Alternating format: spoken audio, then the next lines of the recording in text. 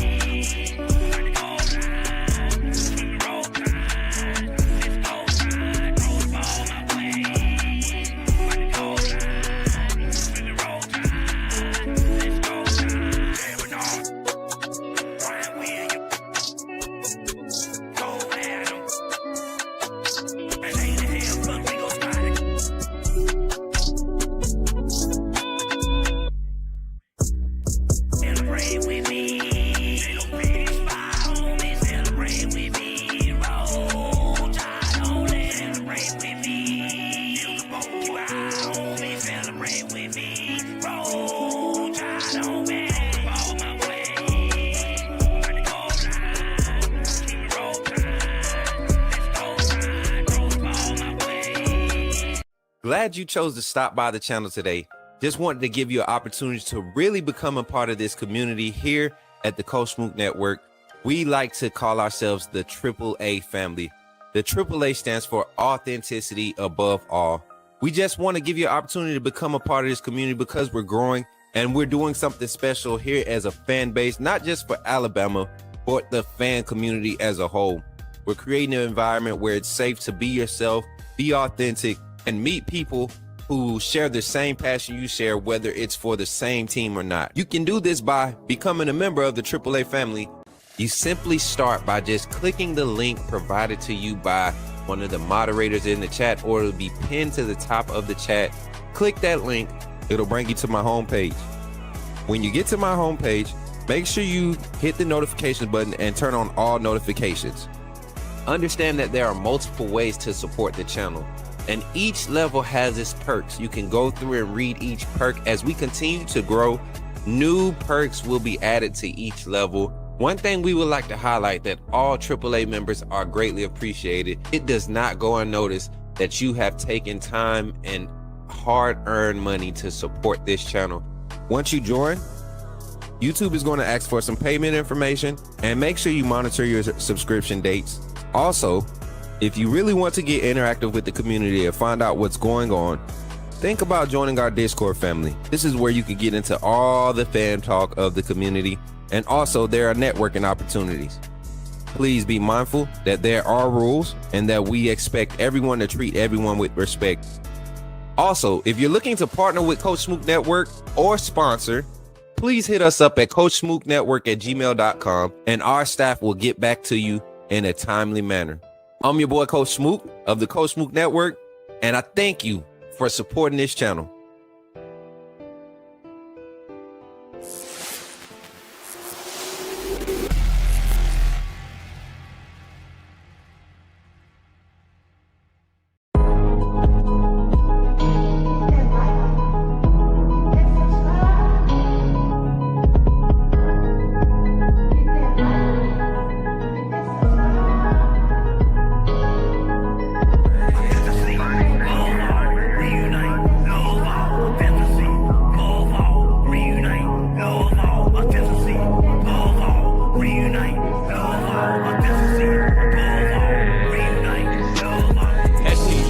roll tide all day, yeah, it's in my bones. Crimson in my veins, talking Bama in the microphone. Look me up on YouTube. True cut, straight from the stone. Ain't no selling fairy tales, I'm exposing what they want. Alabama football, yeah, I live it, yeah, I breathe it. From the streets to the bleachers, every angle, yeah, I see your film study, so militant. I ain't guessing a thing.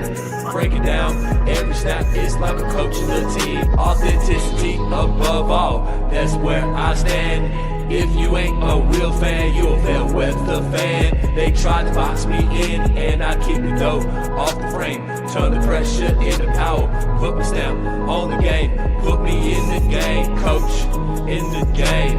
Put me in the game, Coach Smook, that's what they saying. Put me in the game, coach, in the game. Put me in the game, coach, that's what they saying. Players and the staff are pulling up right now for today's scrimmage. Coach David Ballou in the front. Y'all can see everybody pulling up, man. Them boys over there, look at Deontay.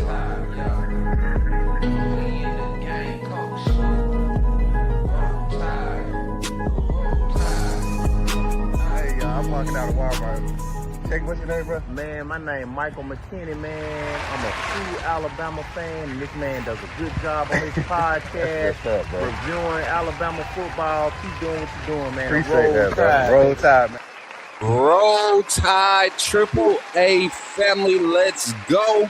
Welcome in, give yourself a hand clap. I'm excited to be here. Hopefully y'all are too, man. I'm excited for real, man. This is the last day of the year, man. We got some energy today. I see y'all in the chat. I see y'all. I see the numbers going up. I see everybody liking and sharing. Come on, come in, chat. Good morning, good morning, good morning. It is Friday morning, December 31st, 2025. Man, it's crazy to think where we were January 1st, 2025, and now to be here, December 31st, 2025. What's good, everybody? What's up, TikTok? I see you over there tapping that screen. Derek Tate, Silas, my guy, tapping the screen. Pastor B said, what's up, Smook? What's up, Pastor B? Good to see you this morning, man. Good to see you, Silas. Good to see everybody, man. Appreciate y'all for tapping in this morning. If y'all don't see somebody that's usually here, go wake them up. I need the Discord chat blown up. I need everybody blowing this thing up today because we got a call-in show. We got energy. We got topics. We doing our final breakdown. Alabama Nation, Indiana fans, y'all more than welcome to jump on the phone lines too. Man, we got a lot to talk about. We got a big matchup tonight too. We're going to kind of touch on Miami, Ohio State. A lot of people are forgetting a lot about some of these other matchups because everybody's so focused on Alabama and Indiana, right? But there's some other good matchups out here that's going to be kicking off between today and tomorrow, starting with this Miami and Ohio State matchup. I really think that's going to be a big game. If any team is poised to push Ohio State and catch them slipping right now, I think it's truly going to be the likes of a Miami team. Today is not Friday. I'm sorry, I'm tripping. It feel like a Friday, don't it? Hey, listen. I'm all out here in these streets. I'm all out here in these streets. And y'all sitting there gonna let me keep saying it too, man. Y'all horrible. Welcome to this Wednesday morning, man. It's my Friday though. It's my Friday because it feel like kickoff day before game day, right? Pre-game day. We got a game tomorrow, so it's kind of like. So we're gonna just call it like pre-game day. Welcome to pre-game day, man. We might have to doggone end the live and start all over after that, man. That was tragic. Anyways, but y'all, welcome in today. I appreciate y'all for tapping in again. Don't forget to run when you first come in, like the stream. Make sure you share it, comment, let everybody know that you're here with the Coach Smook Network. Let's get into our roll call segment. Hold on, Mary J. I got to go out and come right back in.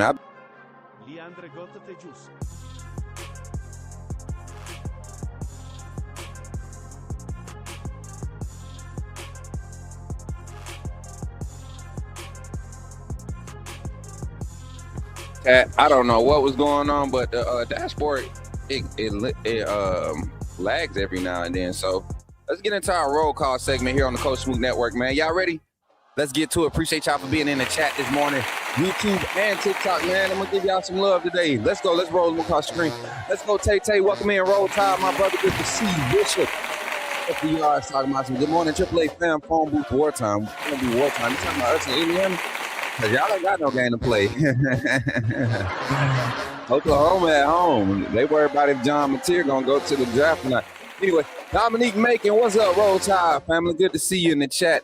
Hey, Greg, what's good, my boy? I'm pulling up early. AAA Roll Tide, let's go, man.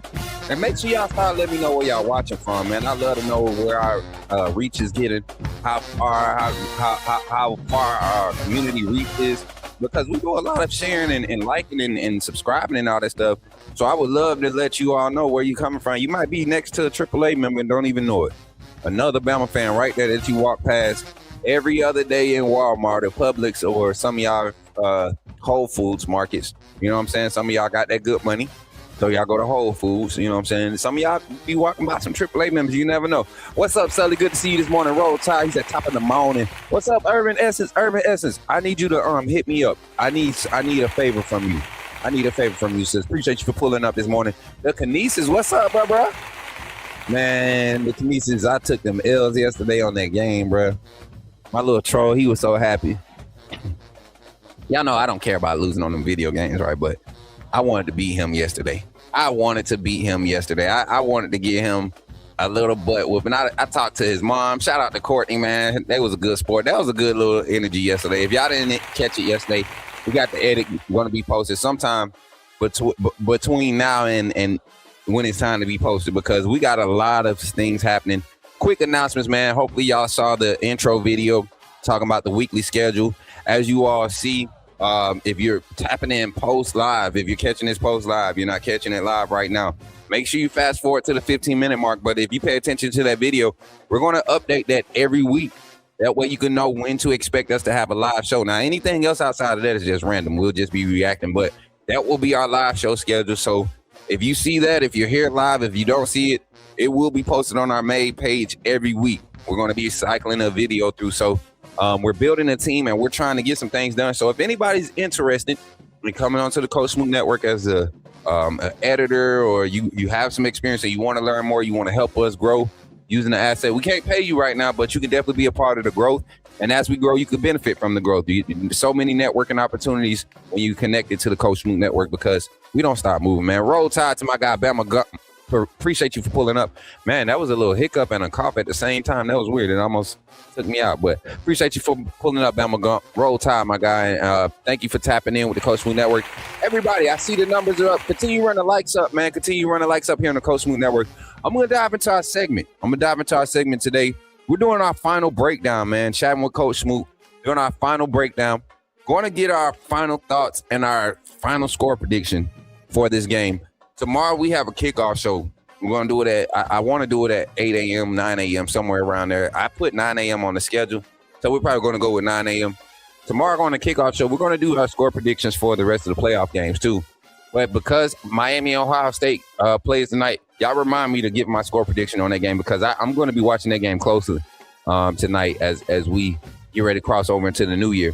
But make sure, remember, AAA members, and let me turn the music off for this, AAA and AAA members only. If you want to be put in, we will be giving away $10 walk-ons gift cards, meaning, you know, if you win and you're not at the event, it doesn't matter. If you're a AAA member, if you're on the YouTube channel and you're a AAA member, you are guaranteed a opportunity to be put in for this drawing. But you have to, and when I say you have to be present in that chat to get that reward.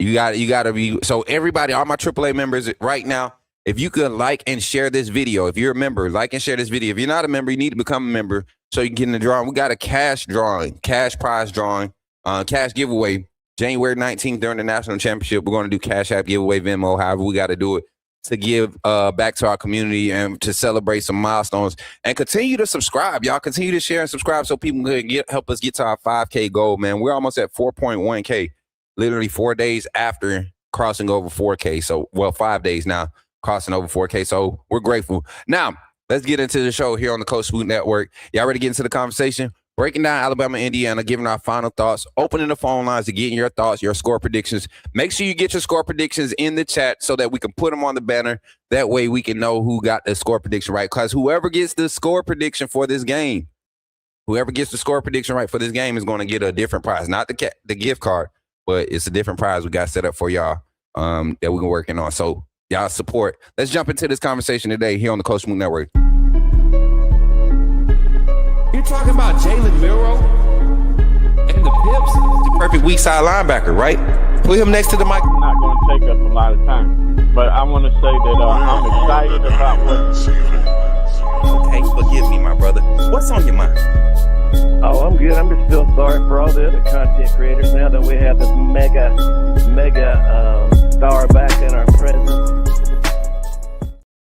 Sir, yes, sir. What's up, everybody in the chat? I see y'all down there. My guy Melvin popping in, Roll Tide, and William Dansby. My guy Roll Tide pulling up. Appreciate you for tapping in today. First topic today, man. What are we looking at when we look at the matchup between Alabama and Indiana?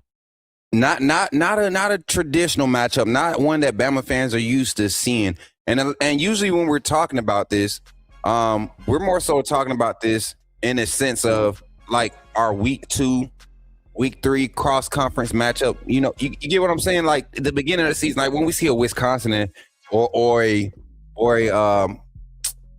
have we played Indiana recently, haven't we? Oh no, it's Nebraska. It's always them red and white Big 10, Big 12 type schools that get my mind kind of going. But we're looking at it from a standpoint of how everybody wants to compare these numbers, right?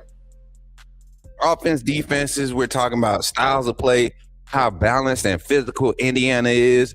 They're efficient. They don't turn the ball over. They tackle well in space on defense. They're sound in their zone coverage. Nobody's been able to stretch them vertically. They don't get out of position. And I love all the facts around it. That's true. Nobody has been able to stretch them vertically. Nobody's been able to create explosive run game up until, I want to say they struggled against Ohio State. Penn State ran the ball well against them. Oregon ran the ball well against them. Like all the teams that have some valuable talent ran the ball well against them. Those games were close for them. And there's this narrative out there that Alabama does not deserve to be in this game. My sister, shout out to Nay. I'm gonna go to TikTok real quick. This was impromptu. I'm gonna go to TikTok real quick, and I want y'all to check out this gentleman's video, bro. Cause let me see. Go to my profile. Okay, here we go. Here we go. Let me get the first take clip right here. All right, check this out. I got to do this for y'all real quick. I can't change the view on it, but y'all can see it. Y'all get the gist of it. This is David Dennis Jr. on First Take. I don't know if y'all seen it yet, but check this out. This is what he had to say about the Alabama-Indiana game. And he got Paul Feinbaum back there, laughing. Y'all know how I feel about Paul. Shout out to Paul Feinbaum. The best he had for you was that Indiana may overthink this and be a little bit nervous. The team that just beat Ohio State is going to overthink this. This is the lock for me of the college football playoffs right now. This is going to be a blowout. They don't stand a chance. Alabama cannot run the ball. Yes, they have a great quarterback. And IU can, by the way. Yes, they can. And we have seen what IU does against great quarterbacks so far this season. This is going to be, whatever the spread is, double it. This is going to be a blowout. So I listen to narratives like that. And these are people, some of you will come in here and tell me to listen to these expert analysts or these panelists that work for ESPN, or maybe you want me to listen to Alabama SI personality or media spokesperson, or maybe a EOL, or I don't know, anybody that's been around longer than the Coach Smook Network. Y'all want me to listen to what they have to say, because they will do what most media people do. They will jump on this bandwagon because it's getting a lot of energy, and they will go with the narrative because it's easy to support something that's mainstream. But I'm going to go against the stream. I'm going to go against the grain right here. I'm going to be lone stream right by myself. When I look at this game, I watched the Oregon game, the full game, twice between Oregon and Indiana. And I look at the physicality that Oregon's offensive line, and I'm just giving my initial take. I'm not putting the numbers out there. I look at the physicality of the Oregon offensive line and how they were able to establish a nice, even push throughout the game against Ohio State. I don't think people realize that game 30-20 was a 27-20 game, right? Oregon and Dante Moore had an opportunity to make a drive. Dante Moore, I don't know what he was thinking, makes a bad read. Indiana forces a turnover, however it happens. Oregon was able to force Indiana into that field goal, right? And they had a chance to score quick with 1:54, right under a minute left, 2 minutes left. They had Dante Moore and Oregon had another chance to score and possibly get a. So it wasn't like that they just handled Oregon. And when I look at Oregon's offensive line and how they were able to move some of the spots on Indiana's defensive line, that showed up against Penn State also. We know how Penn State's offense was very one-dimensional. Penn State pushed Indiana to the max. And their offensive line had so many holes in pass protection. I can't remember the Penn State quarterback's name, but he had an efficient passing game. All their zone coverage giving him that much time. I think they got to him 5 times in that game because he was holding the ball too long. But you give Ty Simpson that much time, man, it's going to be a bad day. And then another thing, and I'm just kind of just highlighting some things where I've heard the narrative about their offensive line being so great, right? I mean, their defensive line being so great. Well, I'm looking at the offensive lines that have given them problems. Oregon, like I said, Penn State, and I don't want to talk about the trash teams that gave them problems because there were some teams that started off early, hit them in the mouth. I'm talking about Illinois did it early. Kennesaw State showed some promise, and this is Kennesaw State. The way they were moving laterally with their offense, and yes, they did shut them out. I believe that it wasn't Kennesaw State they shut out. They beat somebody 63-9 or something like that. But when you're allowing that type of talent to move the ball like they were in the first half, there's something to build off of that. But I look at even the most recent game that they played. Mind you, this is almost a month ago. Appreciate y'all for tapping in. They played against an Ohio State team that, to me, does not necessarily present the resume that says that they've been tested. I'm glad that Ohio State found a game that showed them who they truly were. And to me, neither one of those teams looked as good as A+ Bama or A+ Georgia or A+ Ole Miss.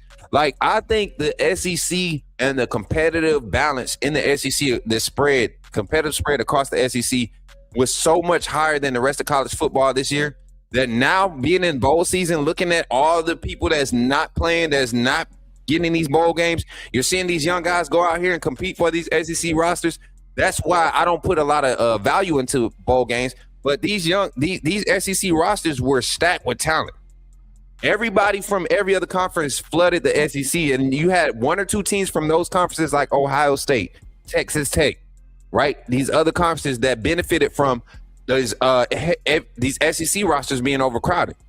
And so they go and get the ones that's there, the ones and twosies there that they could stack, right? And that's why you see Indiana and Ohio State run away with the season like the way they did. Same thing with Texas Tech. They went and spent that good money in that portal. But I look at it, man, and I say this. The offensive line, the way that the offensive line of Ohio State was able to establish a push against Indiana, they had to win that game late against Ohio State. So everybody's talking about, who they beat, but look at how they won those games. I don't think that they've been tested enough with enough different looks, enough different skill sets. Ohio State wide receiver core, they did not show up like they had been this whole season. One, because I have been telling you all that Ohio State's offensive line wasn't as good as everybody was trying to make it out to be. They lost too much production up front. Indiana got that experience front. They got advantage in a lot of those situations against Ohio State. I look at this Bama matchup, though, with our offensive line versus Indiana's front. This is about as even as you're going to get outside of Bama versus Georgia's front. This is about as even as you're going to get. And I think we did a good job up against Georgia with our healthy offensive line. In that first matchup in Athens, I think we did a great job in protecting Ty Simpson. Ty Simpson actually played a good game against Georgia. I think offensive play calling in the second half forced us into not being able to score, but I think this is matchup as far as the trenches, the offensive line, we have the advantage. Defensively, our defensive line versus their O-line. Their O-line does not do well with 5-man pressures.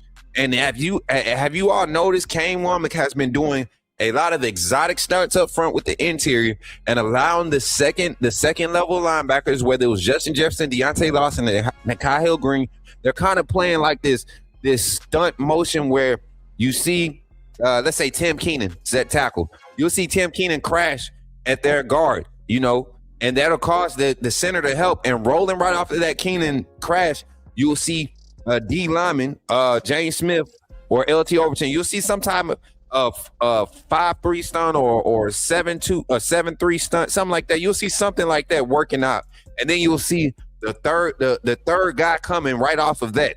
Because by the time that's deciphered between those two linemen, they're caught up in a lot of mesh. They're trying to keep the offensive linemen. So these linebackers have been benefited from a lot of these pressures. Indiana struggles with those, man. Fernando Mendoza, go look at the Oregon game. They were able to get pressures from the second level, the overhang area, spots where Keon Sabb and Bray Hubbard, they time up these blitzes perfectly. Xavier Brown had a couple of stretches of games where he was getting thrown on the corner blitz, and he was timing it up so perfect. Forcing the passes to be inaccurate. That's all you want to do. You want to disrupt them. You don't want him to be comfortable because they don't.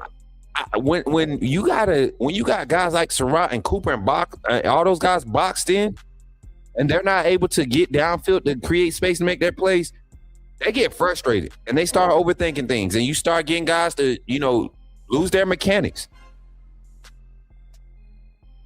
So I look at the defensive line. I think we're going to be able to speed Mendoza up a lot faster than what he's been able to be come accustomed to. And mind you guys, this month off is going to hurt them. These 4 weeks is going to really catch up with them. The only way they weather this storm is if Alabama doesn't capitalize early. If we don't start fast, they can make this game a 4-quarter game. But I truly believe that this is a 2-possession game and it's not going in the way of the Indiana Hoosiers. Let's break down some numbers, man. I appreciate y'all for letting me get that little rant off. I'm going to get some comments first, and then we're going to break down the numbers here at the 30-minute mark on the Coach Smook Network. Give me some comments, Mary J. Indiana equals a Tennessee or Missouri with expert coaching. I think I can agree with that, but I'll tell you this about Indiana. I don't think they have an Ahmad Hardy at running back, even though Black and Hemby both are good running backs. I saw Ohio State really just kind of have their way with them. It took some really missed assignments for them. And physicality standpoint, I don't think we're going to get out physical. So they do have that they do have their 1-2 punch at the running back room, but Ahmad Hardy was a beast, and took him out. Every team's rushing game outside of Georgia, we took them off their averages. We had Georgia at 2.3 yards per carry at one point in time during that game in the season. Coach Smook, all of these stats sound a lot like the stats that Brian Kelly, Notre Dame, that team that Bama's gold drug in the Natty. I'm just saying, a lot of these stats are padded. We're going to get into the stats here in a second after we get done with the comments. But a lot of these are padded stats, and I like when people come on my shorts and my TikToks and things, and they hear an excerpt from the conversation, but they don't hear the context around why I'm telling them these stats are padded. So from a standpoint of respect, right, and understanding that you still have to put on your shoulder pads, you have to pull up your pants and strap up your laces, right, and still be able to go out there and execute. I respect what Indiana has done to be able to go undefeated up until this point. Mary J, you can go back. There we go. Michael Smith said Bama is healthy. Bama is healthy as they have been all season. Everyone is doubting this team like they haven't accomplished nothing this season. Bama will roll. I agree, man. I agree, Michael Smith. Appreciate you for pulling up. Hope you stick around for the phone lines, man. We got a lot of time for the phone lines today. One more comment. This is it right here. I don't care if it's a Hoosier, all of the Who's in Whoville, or Horton, here's a Who. Bama by 40. Roll Tide from Huntsville, 28-20. Bama, I appreciate that, man. That boy, hey, I like that energy, my boy. Deron Jenkins coming in with the trash talk of the day. I like that one. Make sure we start that comment. Make sure we start that one. Hey, Deron, if you want to, bro, get in the Discord. Not in Discord. Email me a voice memo with you saying that I got a hype video being built for kickoff tomorrow. I promise you I will put that on a hype video. I don't want to take it. I'll do it. I'll steal it. I promise you. You know me. Y'all see the intros and stuff. I will steal that and put it out there and not give you credit, you better send me a voice memo. As a matter of fact, if you DM me, I'll give you my number so you can send it directly to me, brother. You're a solid supporter. We can make it happen. Corey P, what's good? Roll Tide, Lag Gaming, what's good? Good to see everybody in the chat, man. Michael No Stocks, what's good? Dog Sickum, Rain's supposed to quit around noonish. Yeah, that's what I'm hearing. The rain's supposed to be done before we kick off. It's still supposed to be overcast, but even if it rains, y'all, I'm gonna tell y'all 1 p.m. Not 1 p.m. Cali, but what is it? 3 p.m. Central Standard Time. Would that be 1 p.m. Cali? The weather's supposed to be past us. Supposed to be north of the Rose Bowl, right? Still supposed to be some overcast. I'd rather have rain than overcast. Overcast gets muggy. Depth perception gets foggy in the visors. You know, most of these kids they do, you know, tend to get extra with their equipment. You know, so they swag. So it is what it is. What's up, Jason? Good to see you. No love for you, brother. I just seen you, bro. Golly, you don't be here. You don't be here. Welcome in though. Welcome in though. Hey, Jason, who Oklahoma play this weekend?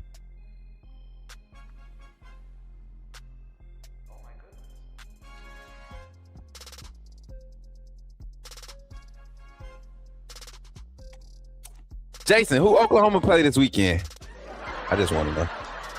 All right, chat, let's get it. Let's get to our next segment here on the Coach Smook Network. And while y'all here, make sure y'all continue to run the likes up. I need everybody for the next 20 seconds to share the video, man. I need everybody for the next 20 seconds to share the live. We got 69 in the chat. Thank y'all for allowing us to hit our 25 like goal, man. Y'all going crazy already. We done hit our 25 like goal. We ain't even 30 minutes into the show. Just hit 30 minutes. Continue to run the likes up. 69 in the chat once again. Let's continue to share it up. 71 in the chat. We got the phone lines opening here in 20 minutes, y'all. So stick around to get on the phone lines, give your score predictions, your thoughts on this game, and how it's going to turn out. And we can even have time, if you use your 4 minutes right, you can have time to give your thoughts on one of the other college football playoff games. Let's get into the breakdown, man. Offense versus defense. Who has the advantage? Let's look at numbers first, and then I'm gonna tell y'all who has the advantage, because I have a theory behind a lot of these numbers. And I remember I said somebody else's stats were padded, and somebody told me I was lying. But when the game came out, Alabama showed. But anyway, Indiana currently 13-0. Went undefeated all season. Currently undefeated. Alabama 11-3, 7-1 in the SEC play. Lost the SEC championship to the now number 4. Georgia Bulldogs, right? Number 3, number 4, Georgia Bulldogs, whatever they is. Right now in the country, right now that's left, teams left. Indiana's the top team, 41.9 points per game scoring. Total offense, 472 yards per game. Passing yards, 251 yards per game. Rushing yards, 221 yards per game. Defense, 10.8 yards 10.8 points allowed per game. That's number 2 in the country. Rushing defense right now only allowing 77.6 yards a game. Alabama, points a game, 31.4, top 10. Top 15. I'm sorry, top 15 right now. Of the teams left, this is number 6. Number 6 of the 8 teams left as far as scoring. Passing yards a game, 270 yards a game. This is number 1 of the teams left. Number 1 of the teams left. Rushing yards a game, 109. This is number 7 of all the teams left. 7th ranked, right? Defense, 17.9 points allowed. This is number 4 statistically, right? When you look at all these numbers, these are major stats, all these rankings. I gave y'all the Indiana, both Alabama. I went a little bit deeper. I'm going to show you how deep Coach Smook went. I went as far as to do this. I said, Indiana statistically ranked opponents, right? Where is their top 50 opponents? I expanded the scale to top 50 because I knew they hadn't played as many top 25 opponents. And I'm just talking about stat rankings, not ranked opponents, but stat rankings. I knew they hadn't played as many top 25, top 30 statistically ranked opponents as Alabama. So I went and I looked at how many opponents they had in the top 50 statistically ranked. There were 3 opponents on their schedule that will rank statistically in all major categories in the top 50, right? On both sides of the ball. Ohio State, Oregon, and Penn State. Penn State was the lowest ranked, being number 47, right? Oregon, number 47 with their overall offensive stat rankings, and then they were like number 21, 22, I believe, as far as offensive rankings. So defensive rankings. So I look at it and I think of this like this. Alabama, we have 5 on our schedule. It was really 6, but I only used 5 because I didn't want to take the South Carolina statistics and kind of pad them, because they were tied for like 47 with like 6 other teams that I feel like if their stats are mirroring these Power 5 or these schools like this with their schedule, that's what they are, if that makes sense. But against top 50 ranked opponents, points per game, Indiana goes from 41.9 for the season. If you take just the games where they played top 50 ranked defenses on offense, right? They go from 41.9 and they drop drastically down to a 21.3 points per game. Total offense in those games from 473, total offense from 473 to 301. All right. Total passing yards in those games from 251 to 198-yard average. So the passing game is still efficient, but the volume of passing takes a drastic drop too. They go from 38 pass attempts averaging to 24 completions. I'm sorry. 34 completions to 24 completions. So you see a drastic drop when they play equally talented, and there's a different volume. The efficiency is not there either, because they have 0 turnovers against teams ranked outside of the top 50 defenses. But all 5 of his interceptions have come against top defenses ranked in the top 50. Only one defense that they faced so far this season is ranked in the top 20, and that's Ohio State. Oregon's defense was ranked at 21. Penn State was at 23, 24, 22, something like that. They were right there neck and neck with each other, those defensive stats. So I look at it and I say, against opponents that match them as far as talent, right, across the board, in the trenches, at the second level, in the linebacker room, in the running back room, they tend to struggle offensively. They tend to get off their averages. Their offense, run game, averaging 221 a game.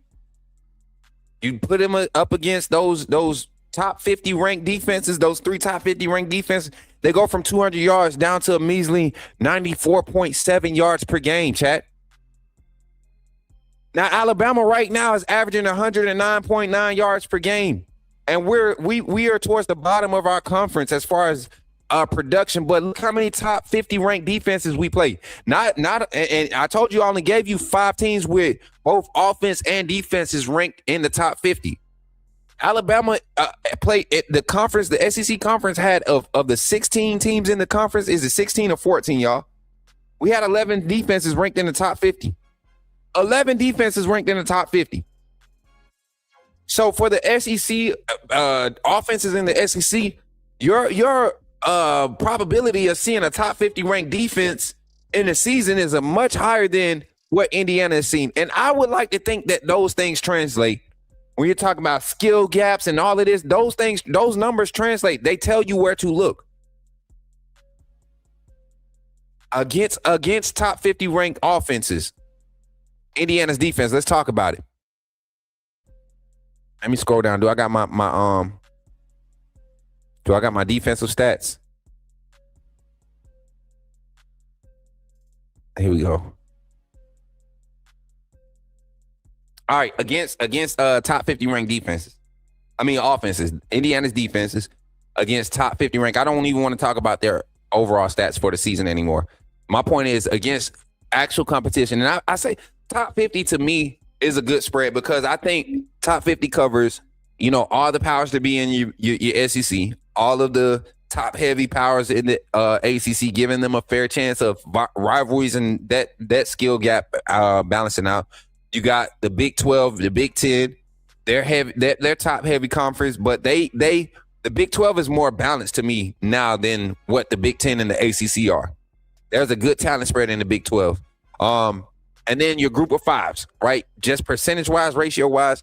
When I look at it, I say top 50 is good. It gives everybody that equal opportunity to say, okay, I'm this much better than the same competition across the board that I'm forced to play against, right? And I think that's fair. So I say top 50. Indiana's defense against top 50 offenses. Oregon, right? Mind you, they only were giving up 10.8 points a game. Oregon scored 20 on them. Penn State scored 24 on them. Ohio State, what was the score? 16-10. We saw their struggles. I mean, they held a crazy Ohio State offense to 10, right? But the same narrative could be said for Ohio State with their schedule, right? What was the score between Ohio State and Indiana? Somebody get that for me in the chat real quick if y'all don't mind. Mary J, pop that on the screen for me. Don't fall asleep back there. I be going off on my rant. She be like, what do I put on the screen? Go ahead. We need banners and everything. But if anything, guys, we have to consider the fact that the level of skill, the level of competition that they have played has played a lot. It was 13-10 that Ohio State-Indiana game. So you struggle offensively against a good team, right, with a good defense, and you struggle defensively, right? Both teams showed the same narrative. My thing is this. I just don't think these teams have seen the whole season. I just don't think these teams have seen the team speed that Alabama brings to the table. I think the offensive numbers for Alabama are honest because of the level of competition, but to push the envelope and to still be able to pass more than what Indiana has done against weaker defenses, right, throughout the season. Our total passing yards per game is more than theirs. For our defense to be facing against higher-ranked offenses, more top 25, more top 50 offenses than their defense, and to only be giving up roughly 6 points more, one score more, I think that's something to be said. Another thing, we lead the turnovers. Even though their third down efficiency is good, when they played against Ohio State, they struggled on third downs. When they struggled against Oregon, is because they could not stay on the field on third down. So I don't know, man. I think people they run with these narratives, because it might get them attention. Let's talk about the staff matchup right here. Starting at the top. Coach DeBoer versus Curt Cignetti. Cignetti comes from the Saban tree. Everybody wants to highlight that. I think it's funny that somebody in my chat was like, he knows what Alabama football is. Y'all know he wasn't there to do crap, right? He wasn't really there to do anything. He left before his time could really get started. But Cignetti comes with a defensive mindset that I think will really challenge Ryan Grubb's discipline and play calling. I don't think he's going to do anything so extravagant other than see if you can stop what I'm throwing at you, right? I don't think the pre-snap designer get crazy because his players roll off of rhythm. They flow together. So a lot of pre-snap movement could throw off timing, can throw off looks, right? Can key things that aren't there for the second level guys, your linebackers that's looking for keys off of their tackles or the edge. The interior guys, right? It could throw things off if you're doing too much pre-snap. So I think Cignetti is going to really, really, if anything, if he's showing pressure, we can expect it to come. It's going to be on Ryan Grubb to communicate to the staff, to these guys, not to the staff, but to the sideline, right, to be able to get these calls in when we're seeing certain calls. And Ty Simpson just kind of process it a lot faster. What's up, Pit Sniper? Good to see you in the chat, man. And then you look at the offensive coordinator, Mike Shanahan, handling their receivers. You've seen their receiver growth, the development of their receiver core really take a leap this year. I have seen, though, man, physicality is something that must be a factor in our coverage this game. Physicality must there. Cignetti didn't even coach with Saban during the Goldie. That's what I'm saying. Like, somebody in my TikTok chat was trying to be like, you don't think he coached? He was on the staff, but he didn't coach. He didn't do nothing. What did he do? I think Sig's mind, his defensive mind, though, is definitely something that he's carried on from sitting under Saban, but he didn't coach at Bama. And he's definitely turned that program around. He's put them right there in the national spotlight. Second year in the program? Literally turning it around. Nobody's talking about Indiana coming into the season other than the fact that they went and spent some money in the portal. Bryant Haynes, we kind of broke him down earlier this week. I admire how disciplined his defenses have been. His defense has been under him. And you can definitely see his effect on their staff or on their team with how their linebacker play is. They don't have, I don't think they have a first-round draft pick right now at Indiana at the inside linebacker position. They do have some day two guys that's going to last long in the league because of how they play under him and how he's developed them. And then some that I think is going to be huge in this game as part of the team that's going to be huge is the special teams matchup. Can one of our special teams, can Alabama or Ohio State special teams group create a big play or be a part in momentum shift coming into this game? Because if truth be told, if all pans out perfect for both teams, and I'm saying best case scenario for both teams, you come out, both teams playing their A+ game, that's where the game could be decided at a special teams play.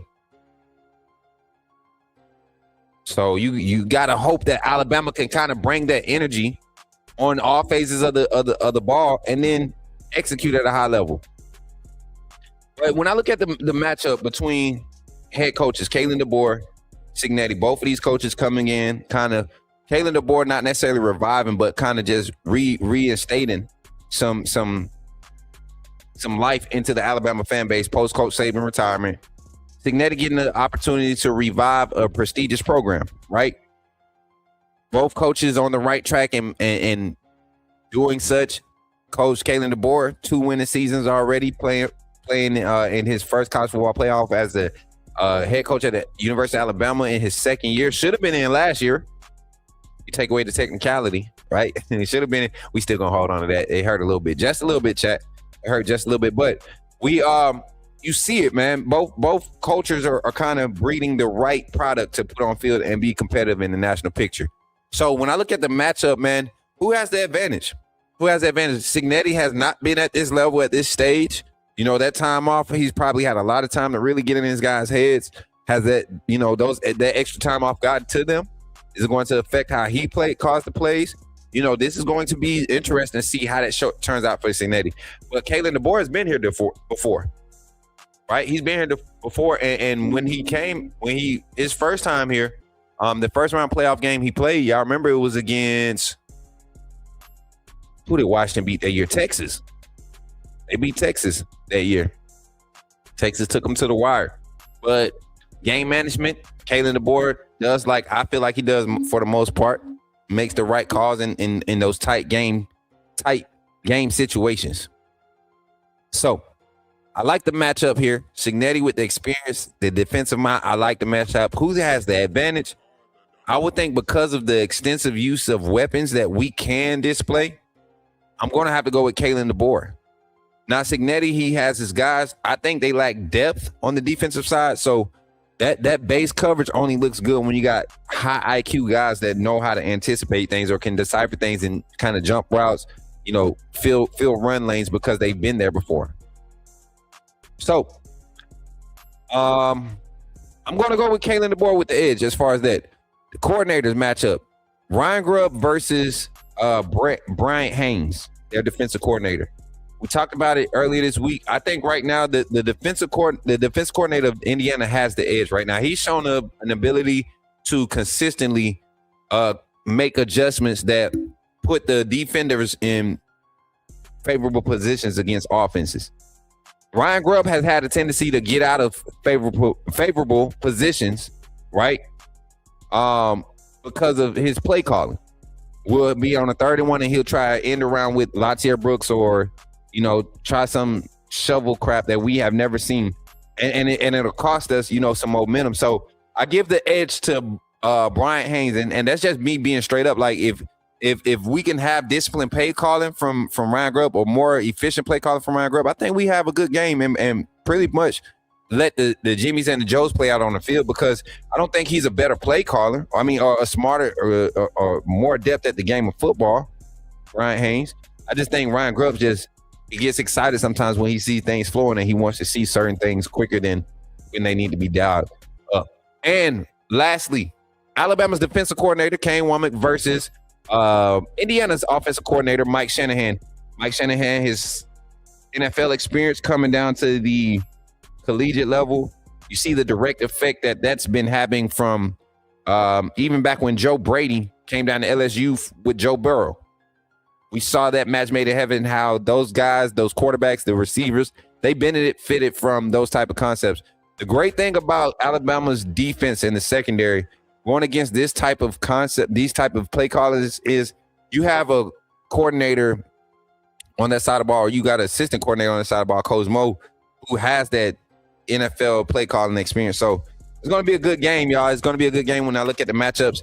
And I truly think Alabama defensively has the advantage against this Indiana offense, right? Shanahan is not, I don't think that his offensive line is going to be able to hold up the pressure from the front as good as they've done against lesser talent. So that's going to speed Mendoza up, and he has tendencies to throw the ball over. I love Mendoza, by the way. I'm a huge fan of the young man. Love him because, you know, very, very passionate about his faith. You can appreciate guys that are authentic. I don't think it's a put on. I think it's truly him. Young man is just a great young man. So I said all that to say this. We did the matchups. We did all of that. Last but not least, quarterback comparison, and then we're gonna get into our phone lines here in 8 minutes. So if you want to get on the phone lines today, man, make sure you get ready to tap in here on the Coach Smook Network. The phone number is going to, I think I got the new prompt set up. Did it finish setting up? I think I got the new prompt set up, chat. If I didn't, don't beat me up. Oh, no. Okay. Thank you, Jesus. If I didn't, don't beat me up. Hold on, chat. Let me do something. All right. All right, so we're going to get into one more topic, the hot topic of the game, right? And this one is going to probably spark some difference of opinions, right? But I think it's fair to be had. I think it's fair to be had, and I think you guys really should pay attention to how I'm saying what I'm saying, okay? Check this out. The quarterback battle. And Mary J, if you had it on a timer, take it off the timer, because this one is going to be a huge, huge topic of conversation. The Heisman winning Indiana quarterback, Fernando Mendoza. I just truly feel like that his skill set is that of somewhat like a Josh Allen. I think he's a legit quarterback. But I saw a lot of tendencies against Oregon, saw a lot of tendencies against Ohio State, and it's not anything about his demeanor. He's very calm, cool, and collected, processes things well. But the very thing that Bama fans had an issue with Ty Simpson, I think Indiana fans looking at this game, they hope that he's not so quick to tuck the ball and run, because the way that Alabama's been trying to poke at the ball to strip it out, and the fumbles that we haven't recovered because we're intentionally trying to go for the ball, Mendoza is susceptible for that. Strip sacks galore. I do believe our D-line will give their offensive line a lot of problems, but I think he's going to be susceptible to that. Look at the stats, man. Mendoza, 2,980 yards, 33 touchdowns, 6 interceptions, passing ratio of 181, averaging 229 yards per game, 71% completion percentage, and that's crazy. He has 69 attempts, 240 69 rushing attempts, 240 yards, 6 touchdowns, and he's averaging 3.48 yards per carry, 3,200 total yards passing, and roughly about 20 yards a game on the ground using his legs. I think in this game, because Alabama will play a discipline up front, I truly believe Kane Womack will play a light box and allow his guys to decipher if they can handle the assignment and just handle business, which I think we got a good chance of doing. But if they do, expect Justin Jefferson and Kyle Green to be having Mendoza duty, right? All right, and then Ty Simpson, 3,500 passing yards, 64% completing percentage, 28-5 pass to touchdown ratio, touchdown interception ratio. And one of the better quarterbacks that I've seen deal with adversity and still play not to the standard, but still have his team in position to win. I think this is the game where Ty Simpson really, really showcases his arm talent.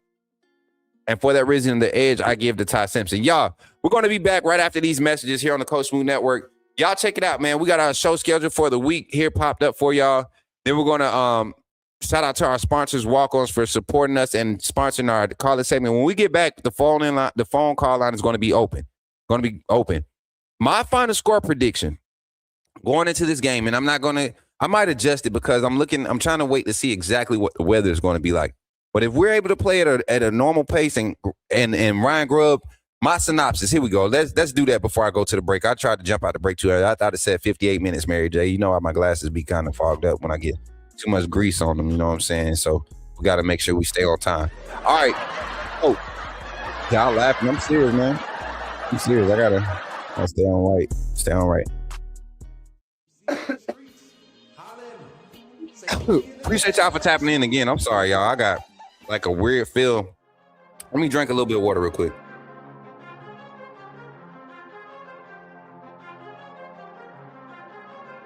Let me get score predictions in the chat. And then once we get on the phone lines, I'm gonna run a few polls in the chat.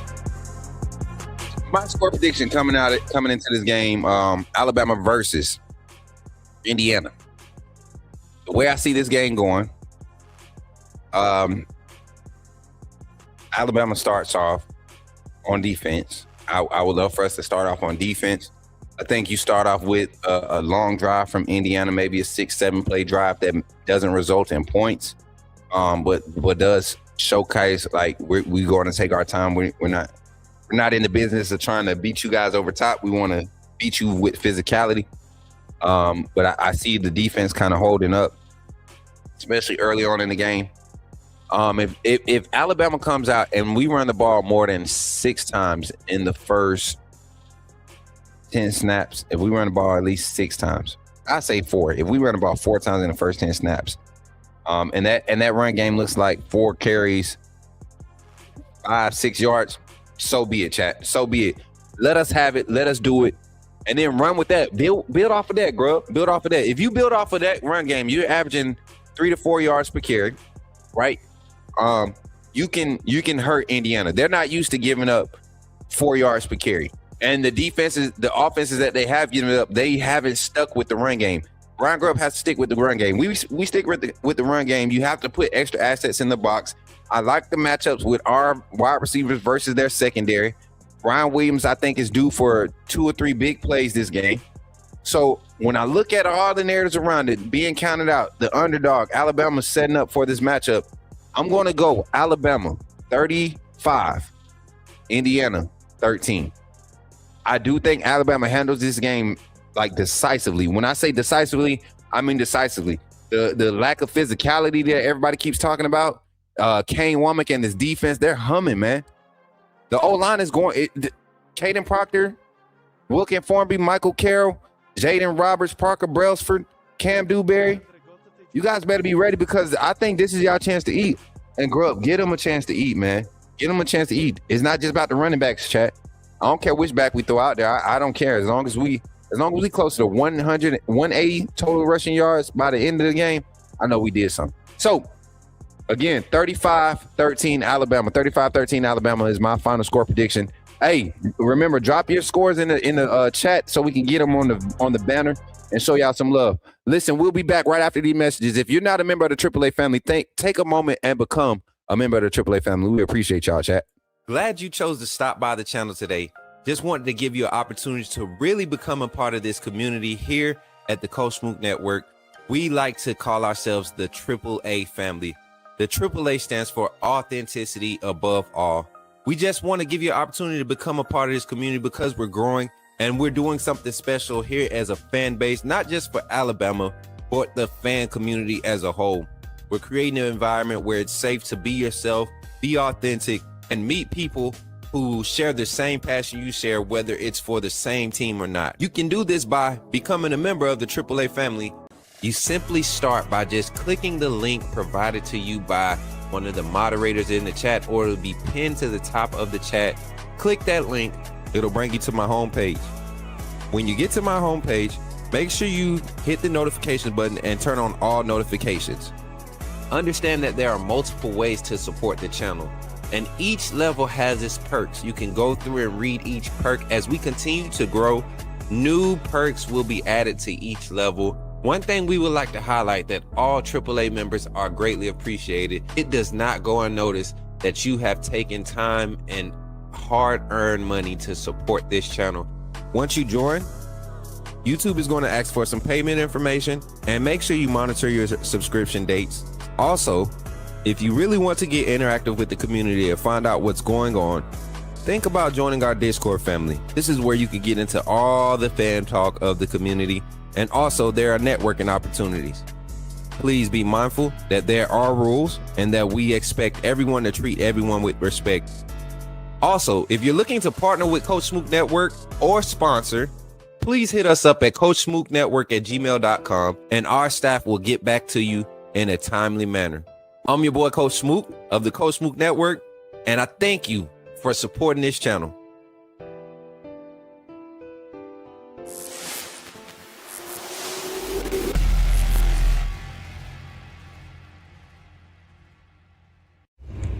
Remember, when you see me in the streets, holler at me. Say, put me in the game, Coach Smook.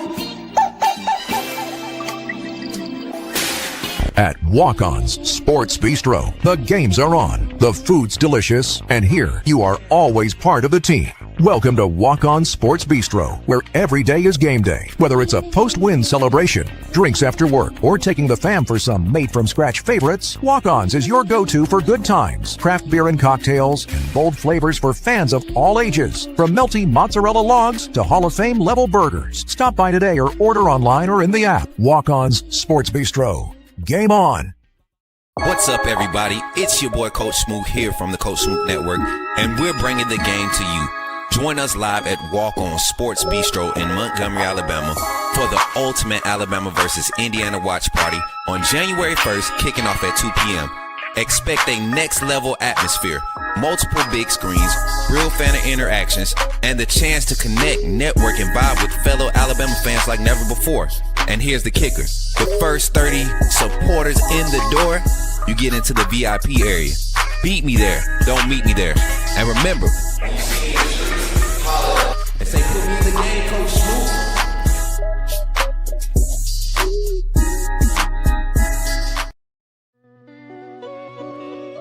Here is our schedule. Like, share, and subscribe.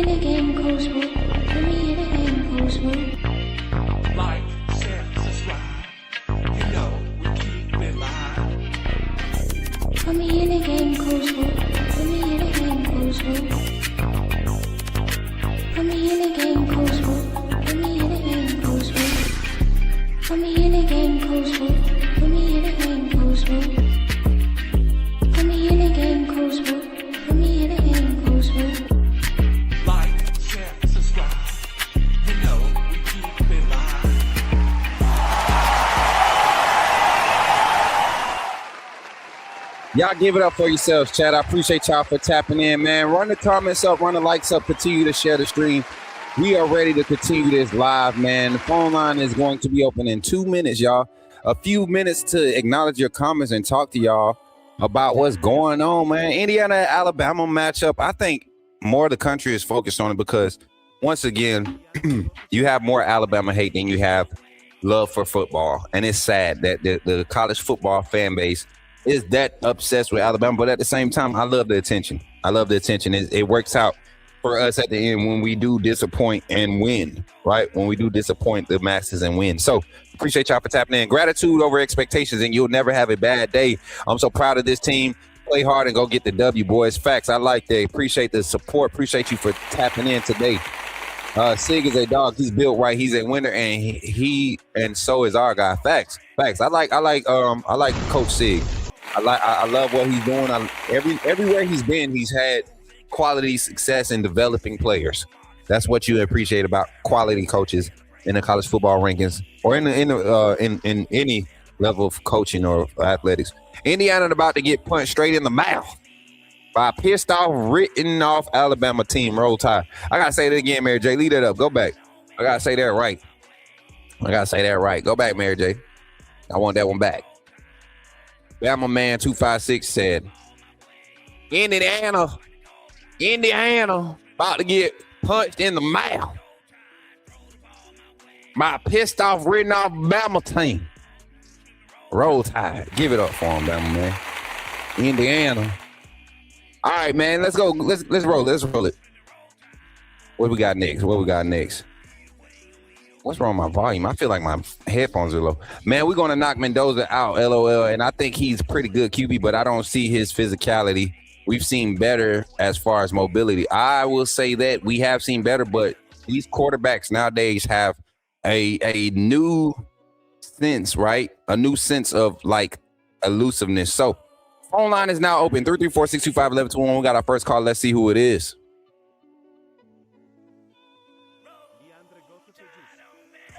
Yo, Mike, what's up, man? You're in the game with Coach Smook. Talk to me, man. Y'all give it up for Mike in the chat.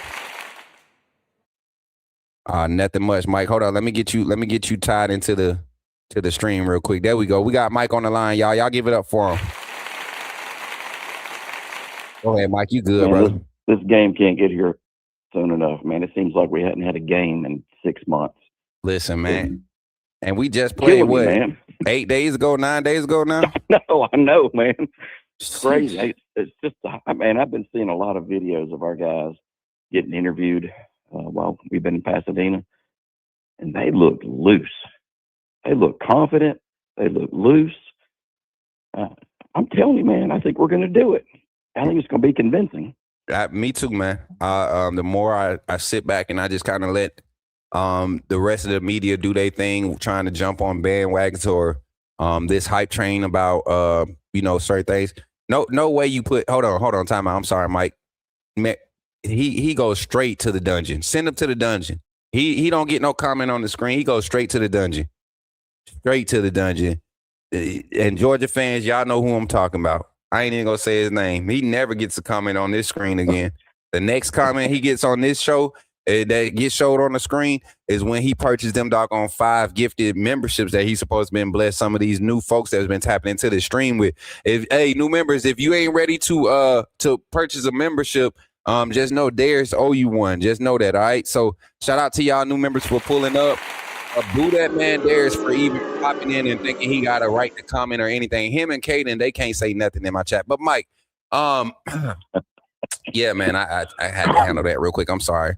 Sit. That's all right. I had to, you know how you do your dog when they start acting up a little bit. You gotta step away from the guests and sit your butt. Get in that cage. That's what I just had to do. But yeah, man, give me your thoughts on the game. How does it play out for you? And then we want that final score prediction. We got 3.5 minutes left on the line. 28-17 thereabouts. I think Indiana, like a lot of your people in the chat, I think they're going to get hit for 4 quarters, which is something they're not used to. I think they're going to be very sore that next day. And I think we're accustomed to it. We expect to be there. I'm really not nervous.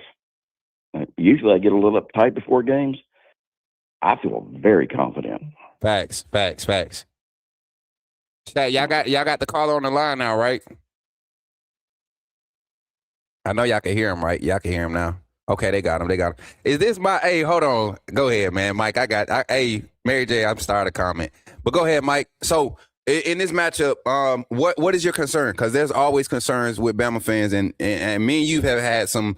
We had some growth this season, right on the phone line with how to look at this game and how this team is developing, and kind of getting further separated from that Saban era, man. I think that was a hard detachment for Bama fans, and I understand.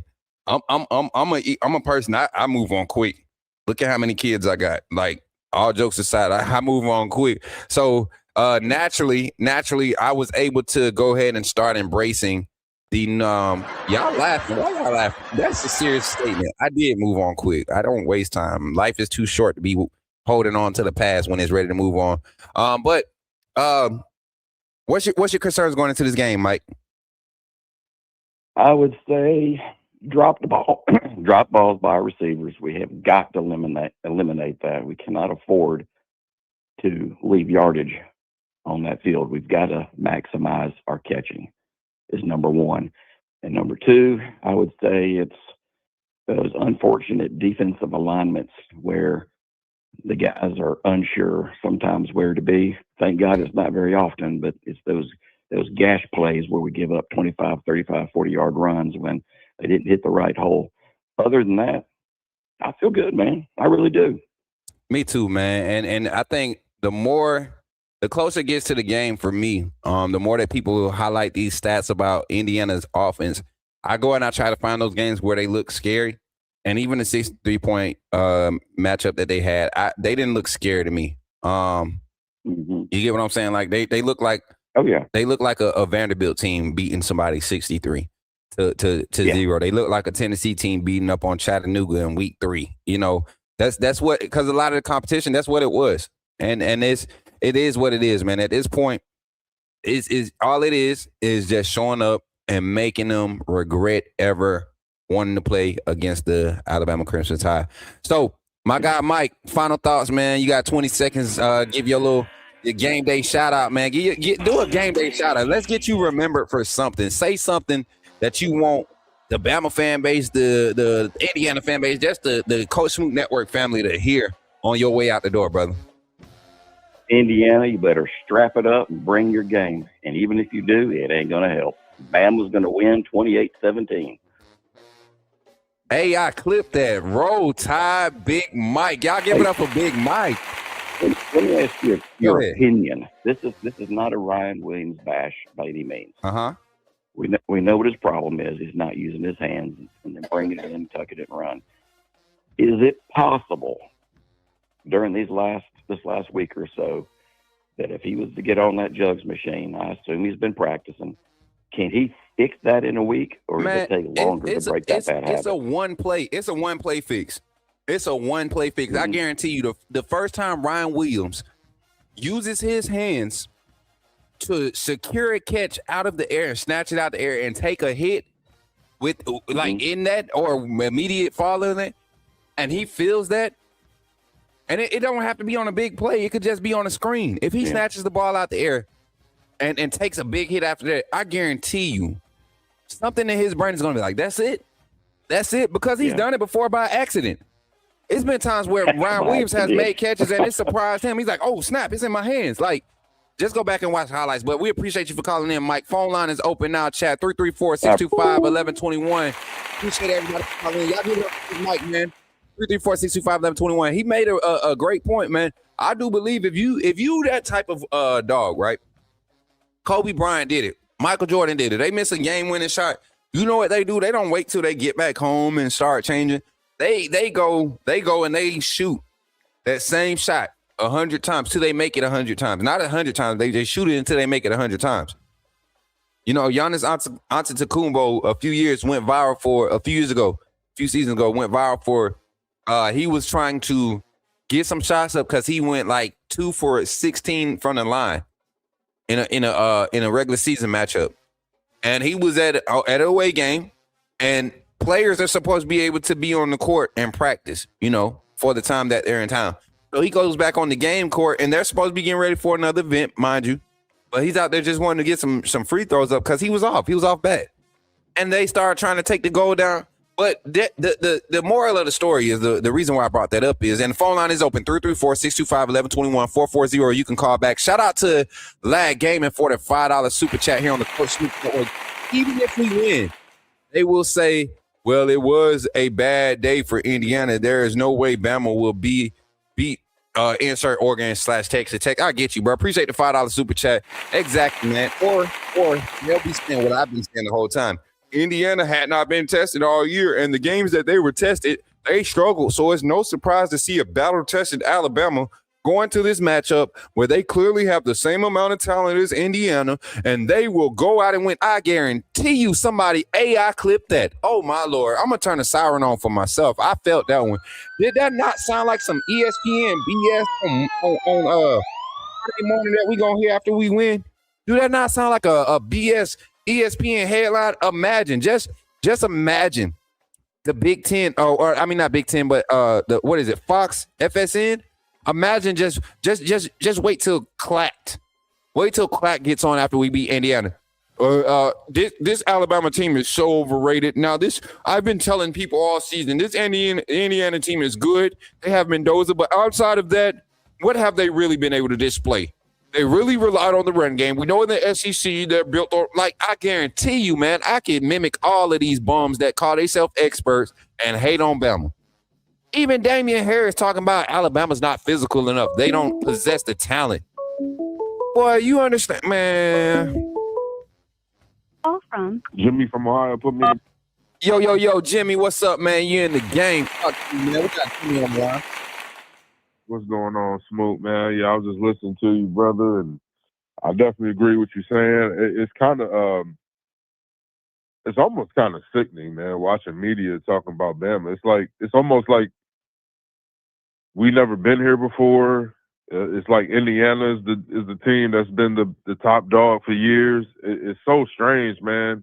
I'm really curious to see this flip in the narrative Friday after we win. I'm really curious to see it. Hey, I'm already on it, brother. I got a few already, spinning on the wheel in my head, but I already know it, man. And it's not just them, man. I got some panelists that I want to invite on the show. Yeah, I want to invite them on the show. You know, they scared to come and do stuff live. They'll get mad and talk about me behind my back to their chats, right? Trying to throw the subliminals. But when it comes to like doing football talk, they don't want to come on here. This internet stuff lasts, and you can hide it when you got control of it, right? You can go in and move some stuff out the way, but when you come over here, I promise you, man, it's lives on this mud from a year ago when I said things about Jalen Miro. I go back and I listen. I was like, dang, I was wrong about that, but it's still up. Yeah, I'm listening to a lot of these. I'm listening to a lot of these Alabama pages, man, and it's like, man, Indiana's great at this, and this is going to be a problem for Alabama. We can't run the ball. I'm like, man, are y'all Alabama fans or y'all Indiana fans? Like, what the? And you go on Indiana football podcast, they're just dogging Alabama and uplifting Indiana. Come on, man. Alabama content creators are not doing that. And I'm like, are y'all getting paid off or something, man? Like, this is crazy. I was listening to, I forgot which content creator it was, but he was saying, I think Indiana's the more efficient team, and I don't know if I think the rain is going to play a factor. And here's the thing about the rain, Smoke. People are not putting it in context. Yes, it's going to rain, but the amount of inches is equivalent to a mist. Come on, man. 0.1 inches. Like, they're not going to say that, though, right? Because it's part of the narrative they're trying to push that Alabama's going to lose. And I pray, Smoke, I pray. Friday is going to be a different tone from everybody. Watch what I tell you. Watch what I tell you. I tell people this all the time, brother. You have people that literally know the game, watch the game because they know the game, and then you got people that just watch it because they're fans.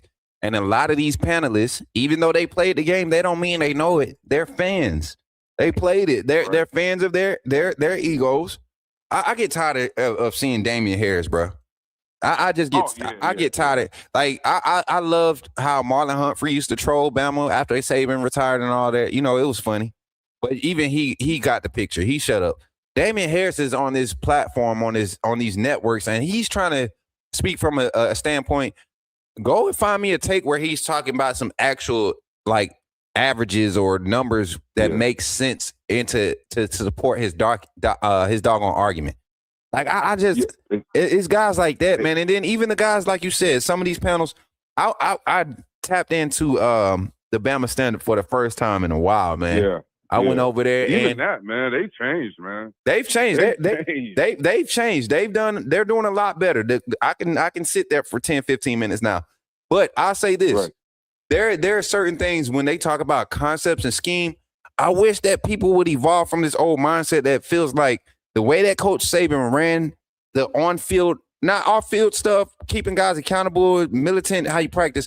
I agree. That way is sustainable. I think that translates through any era. Discipline, focus, that's going to translate. Yeah, you're going to. But the way that the game was being played. Look at Cignetti. Come on. He had to evolve, right? I'm sorry, what did you say, Smook? I said he had to evolve, right? He had to evolve. And I think, yeah, and I agree with you. Some of these podcasts are so caught up in the old way of doing stuff that, listen, Kalen DeBoer, let's talk about the rushing game. And I'll be real quick because I know you got, bro, at Washington, he had a 1,000-yard rusher. So you can't say he don't want to run the ball in this Pac-12. No, it's not. He needs the lineman that he's dealing with is Saban's linemen. These linemen are built for between the tackle runs. DeBoer likes those athletic linemen that can get up to the next level, these zone type of runs. We don't have that right now. That's the lineman he needs to be successful, which you're going to see a different Alabama team starting next year and moving forward because now his recruits are coming in. Yeah. People don't want to acknowledge that. They don't want to acknowledge that, Smook. I mean, look at it. We got isn't Keelan Russell the most highly recruited at Alabama history, even over Bryce Young? Man, the second highest rated quarterback prospect to sign with Alabama, behind Bryce Young. Do you see media giving him credit for that? They don't. No, because it doesn't hit the headlines until everything's quiet, man. The headlines, and I commend some of these YouTube channels for selling out the way that they do, bro. I do. I commend them. And I want to give you credit, Smook, man. You've been authentic. You've been genuine this whole time, bro. I've been rocking with you for years. Years. You never skipped up. I was with you when you was talking on Kyle Henderson's show. Look, I was watching you then, and I followed you here. Man, listen. You kept it genuine, bro. People get mad at that, and they call it hating, but I have a hard time projecting or funneling my emotions dealing with fake people. You get what I'm saying? Frauds, people that say one thing behind closed doors, but when that camera on and them super chats started rolling, they did a different thing. You get what I'm saying? And I don't rock with that, but that's beside the point. I look at the evolution of Curt Cignetti in college football, in this era of college football. People talk about how he came from the Saban tree.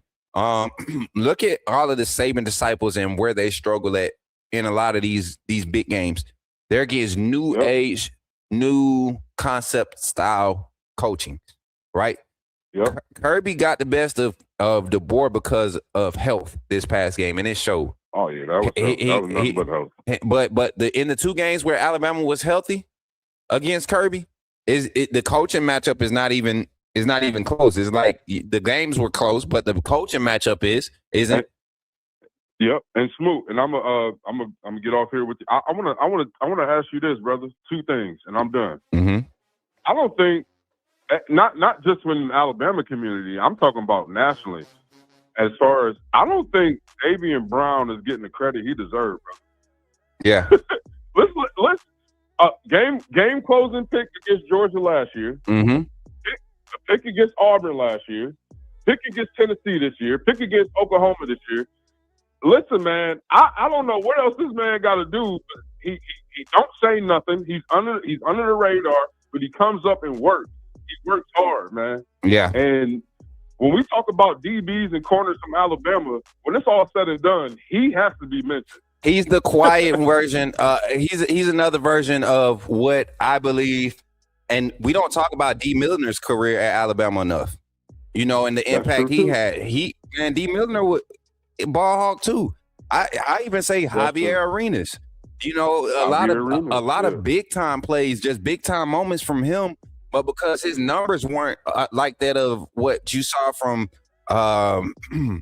who had crazy numbers, Minka, right? Minka was probably Sertan had crazy numbers like you didn't, and they played with those guys. They played in the same era. I believe Tony Brown, if he had his head on straight, would have been one of those two that just people didn't want to throw towards him. And ZB is becoming a guy that's just quiet, and when you throw to him, you be like, dang, that's two. So I'm right there with you. But the fact that and I love being in the space that I'm in. The fact that seeing Cam Calhoun come out and speak publicly on his disappointment and how he wasn't able to play this much this year, but he truly believed that he's developed on the field and off the field, and he's excited about the opportunity to compete and finish this season strong and win a national championship. Not just this ain't PR, bro. This is consistency throughout the time that Kalen DeBoer and the staff has arrived. And there are some things that people on the outside or even people close to these camps are not going to agree with when handling these players. But it's some in these players, it's some in these boys that believe in what's being spoken in that locker room. And they may have some doubts when it's not in their favor. They're not getting the spotlight like they think they deserve. But when they slow down and they look at the benefits of being attached to this and trusting the process, it's better to stick with it and play this thing on out. And I think that's what this team is seeing. And you're seeing that affect the on-field play and production of this team. Final thoughts, man, as we get you up out of here, Big Mike. Big Jimmy, my boss said Big Mike. I think this secondary versus Indiana's receivers, that's gonna be the deal breaker for this game. I think the depth we have on the defensive line on the secondary is going to overwhelm Indiana. I think this is going. People talk about, will they beat Ohio State? Well, let's be honest, Smook. That wasn't necessarily a must-win from Ohio State. that wasn't a must-win. They was going to make the playoffs regardless. And this is do or die. That's one situation. But I just think Ohio State finally got another team. Both of those teams, they showed up, and the better team of those two won. But that doesn't mean they are two of the better teams in the country, in my opinion. Right. I think that is true and one and the same. I think they are good teams. I think they're top 10 teams, but I don't think they're number 1 and number 2 teams in the country. Yep. Hey, bro, Todd Smook, be blessed, brother. Tomorrow's the day, man. Let's stick behind our team, bro. What's that score prediction? What's that score prediction, Jimmy? Yes, sir. What's that score prediction? I say 28-17 Bama. 28-17 Bama. All right, roll time, my brother. Y'all give it up for Jimmy. Yes, sir, man. Appreciate y'all for calling in. 334-625-1121. We got time for one more phone call. We don't have the long phone call segment today. We don't have the long phone call segment. I think IU exposed Ohio State. I think Ohio State exposed IU too.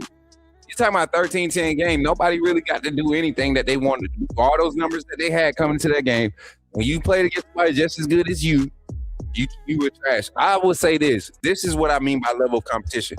When two good teams in the SEC played, we didn't see no 13-10 matchups. 31-28.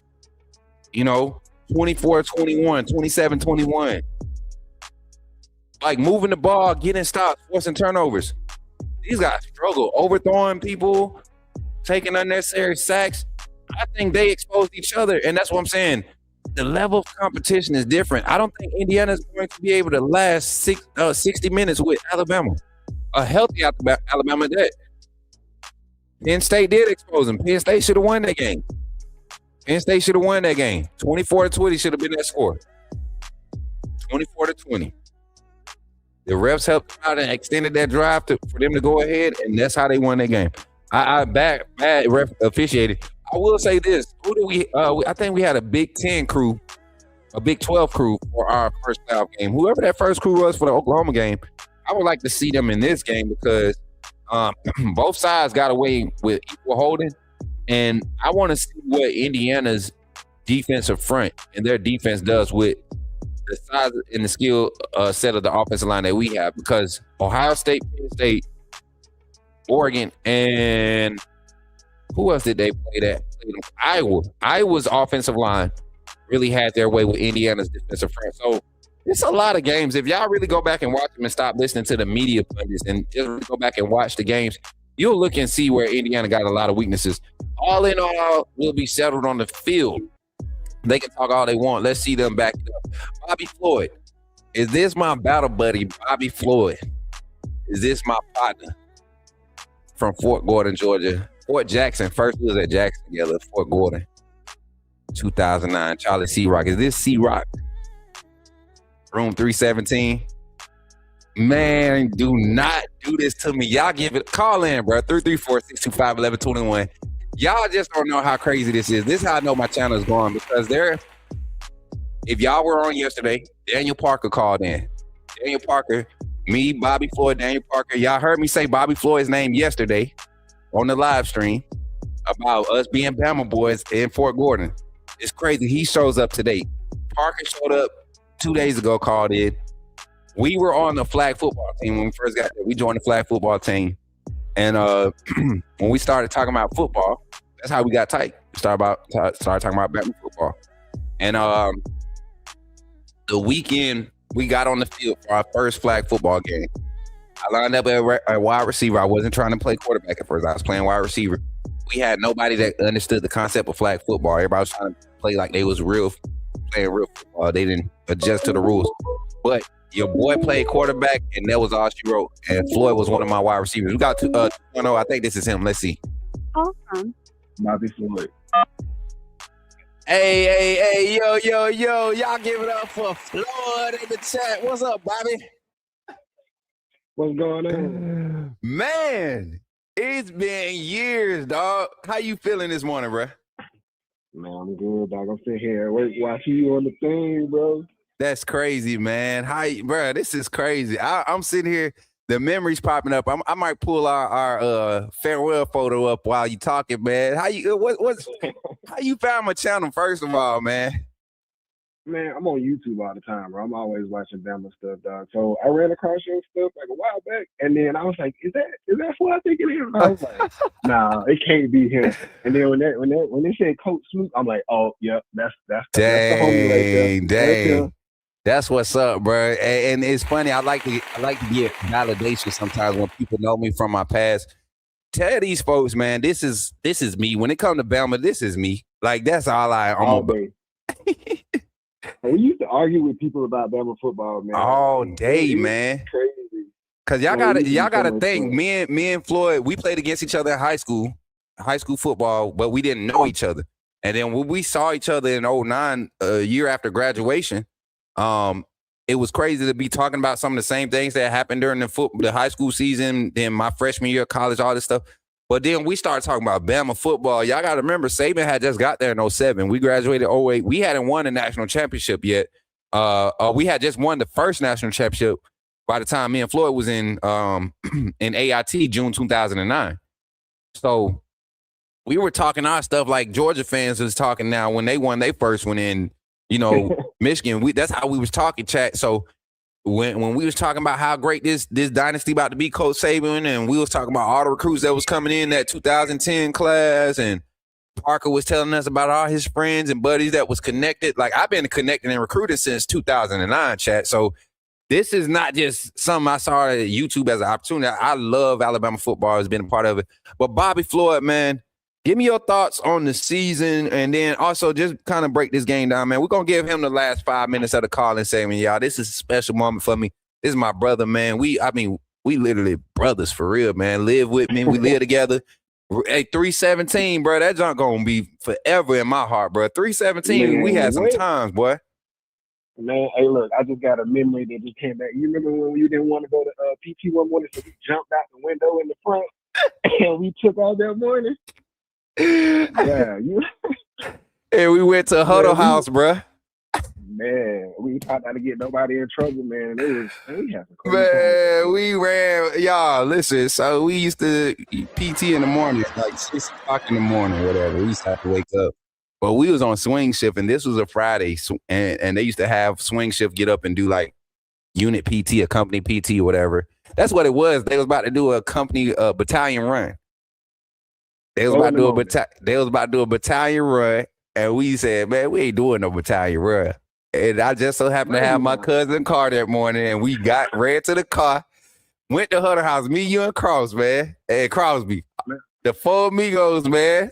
Oh, man, this is crazy, bro. I can't believe we jumped out the 2-story window, though, bro. It was 2 stories. We was on the second floor. We was on the third. We had to go down to the second to get down without being seen. That's crazy, chat. Y'all, but, man, come on, break this game down. Bama, Indiana, I know you're hearing all the crazy talks, man. What's on your mind when it comes to this game, brother? Man, my whole thing is, like, everybody talking about we finna get blown out. And I'm like, man, have y'all not been watching Alabama football and how they play and how resilient they are? It ain't even about, for me, it ain't even about the offense. It's all about the defense. If they can lock them down man on man and shut them down, what is Fernando going to do? Like, do they really have the dudes to outdo this in the second level like that? I don't believe so. I mean, we got ZB, you know what I'm saying? We got freaking Dijon Lee. That man, what, 6'4", 6'5"? 6'4", man. You know, when Damani want to play good, he'll play good. And we got that dog in Red Morgan. I don't think y'all know how good this dude is, man. Like, they took forever to give him a chance to play, but when he got his chance, he ain't let it go. Y'all see what he doing? Yep. Every time somebody throw a screen, he blowing that joker up. What they gonna do with him? So I'm just wondering, man, like, are they gonna really be able to compete with us? And I personally don't feel like they will be, but they're the number one team in the country. So what you gonna do with the number one team in the country? Yeah. People say we gonna lose. I don't care about that number one ranking. Let's see how that number one ranking feels when they probably down maybe like 7 to 10 points or whatever, and they in the Rose Bowl, a place that they ain't never been. But remember, we still got some players on our team that been there a couple of years ago. Yeah. And Keon Sabb was on the other side, and he won that game. Come on, man. I think people discounting the veteran presence that we actually have the edge in going into this matchup. We have a battle-tested team that's been in these spots, man. Deontay Lawson, Tim Keenan, I remember this past season, I was like, man, just let him go so he could transition. But it's a moment like this. And shout out to Mick Gillespie. He the one came on the show and said it. And Rodney Orr, shout out to Rodney Orr. They both said, it was like, he said those guys coming back, one is going to help their draft stock if they have a successful season. But two, in those games where we need just a veteran presence, they're going to come up big. And I think Deontay Lawson, Tim Keenan, Nakai Hill-Green, Justin Jefferson, a lot of your veteran guys, LT Overton is a junior, a senior on the field. A lot of those veteran presence guys that's been in these big moments before, they've been coming up big as of late as compared to early in the season. London Simmons coming up huge. Noah Carter coming up huge early in the season. Yanzi Pierre, a bunch of young guys, new faces popping on the scene and doing their thing. These veterans, they got a chance to really showcase their value coming into this game with the veteran experience advantage against Indiana. I haven't heard anybody say that, so definitely got to give you an explosion for that one because I didn't even think of that. I was just looking at the fact that on paper, to me, we the better team. I didn't even think about the experience factor. So good point, bro. But continue, man. That experience play a long way, man. Like it really do. It comes a long way, and I really think that like my score prediction is still gonna be 28-17, but it won't be that close for the simple fact that once we get a hold of them, like Ken Womack know how to make some defensive changes. We saw what he did with Oklahoma. They didn't even score. They only scored 7 points in 30 minutes of play. They only scored 7 points. How hard is that to do against a team like that Oklahoma that play a defense the way they play it? You know? Yeah. And a lot of people, man, a lot of people are forgetting the number 1 seed got put out last year. Number 2 seed got put out last year. Number 3, like that first round bye is hurting these guys. And even the coaching staffs has said it publicly in some of these interviews. We would love to not have this long of a break. We would love to really just roll over. You get that 1 week off, then you get first round.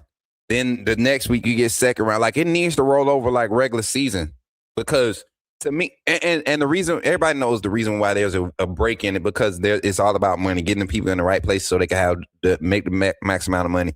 But when you're talking about fan travel, I think you give power back to the universities if you roll that over the following week right after the conference championships because you got teams that don't get to play in their conference championships. They're sitting around for 3 weeks before they make a decision on what they're actually going to do. So you got to play to advantage of us too, though. I like rolling over every week. I like rolling over every week because one, you look at how we had to field guys, a bunch of young guys against Georgia in the SEC championship game, big moment game. You throw some guys that probably weren't ready, and it showed. A lot of guys weren't ready.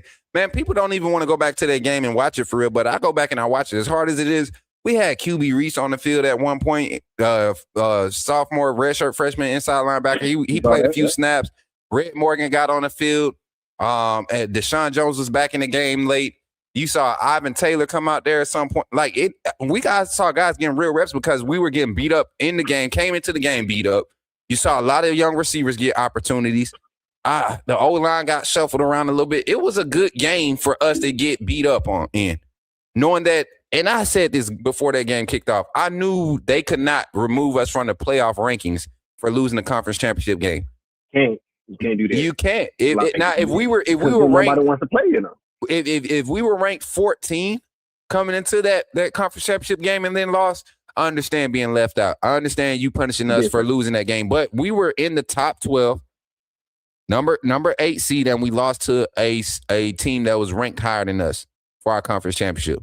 You can't punish us that much for losing. So when I look at how everything is matched up, man, and how it's played out, I think the Georgia loss was the perfect shot that we needed as a program to get on the right track. And it showed against Oklahoma, the slow start because of the time off.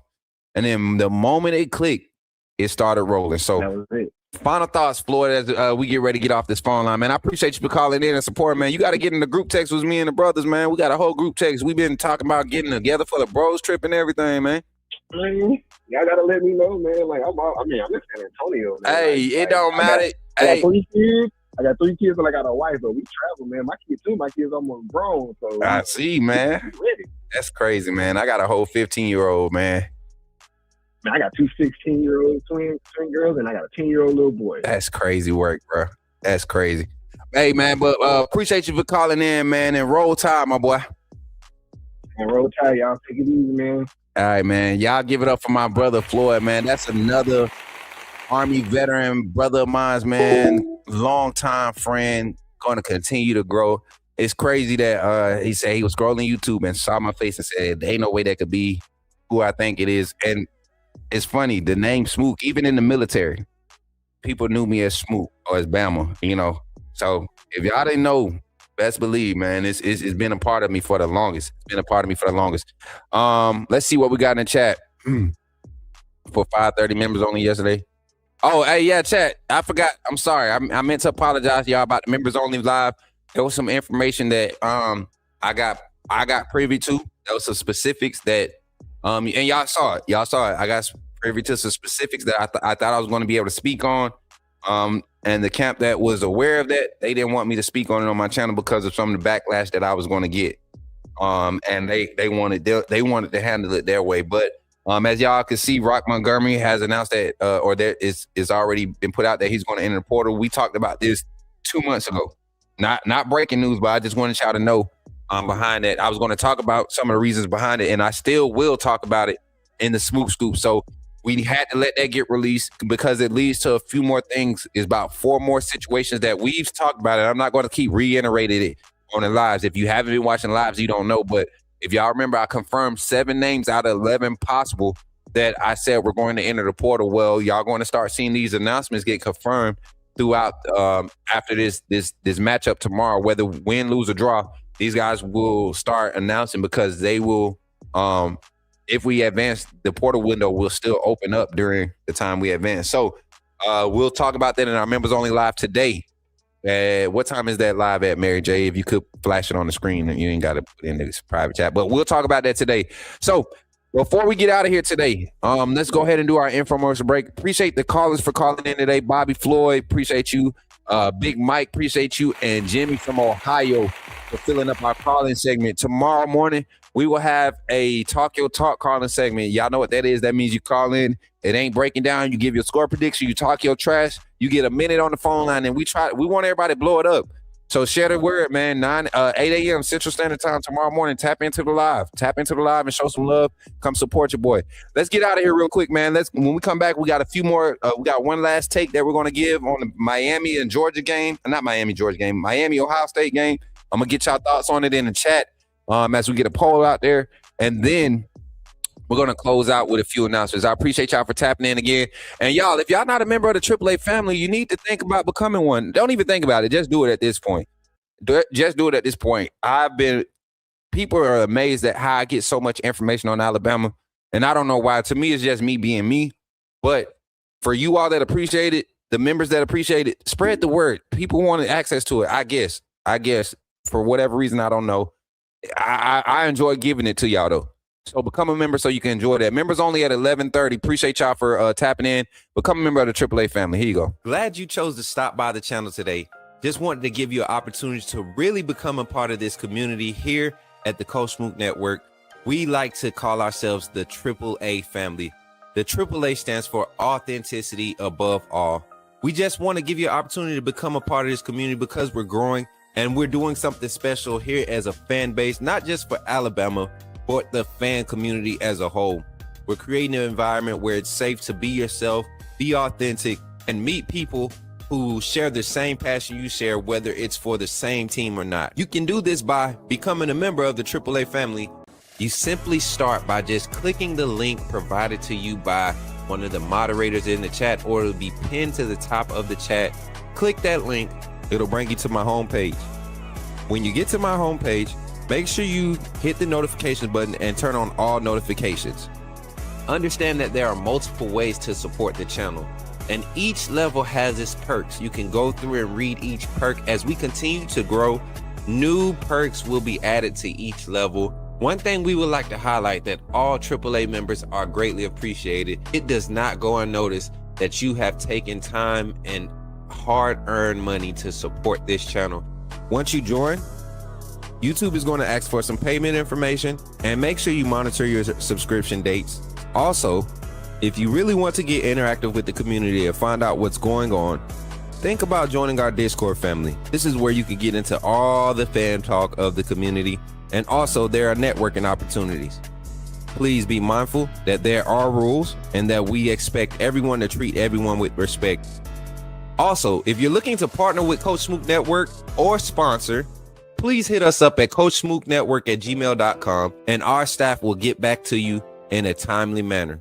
I'm your boy, Coach Smook of the Coach Smook Network, and I thank you for supporting this channel.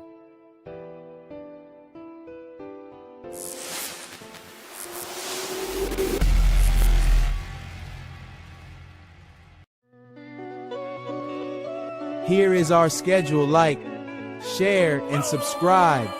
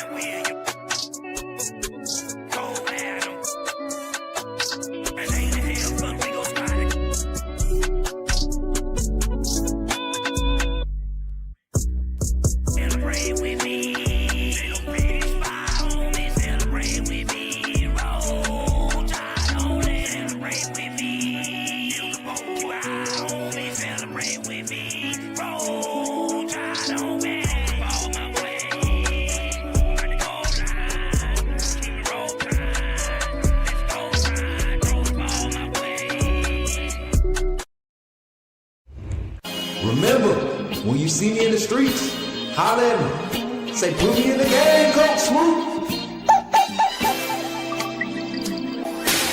At Walk-On's Sports Bistro, the games are on, the food's delicious, and here you are always part of the team.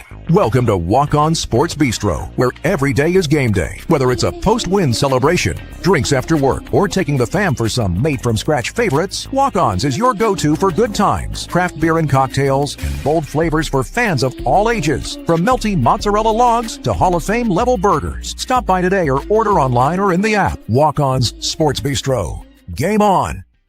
What's up, everybody? It's your boy, Coach Smook, here from the Coach Smook Network, and we're bringing the game to you.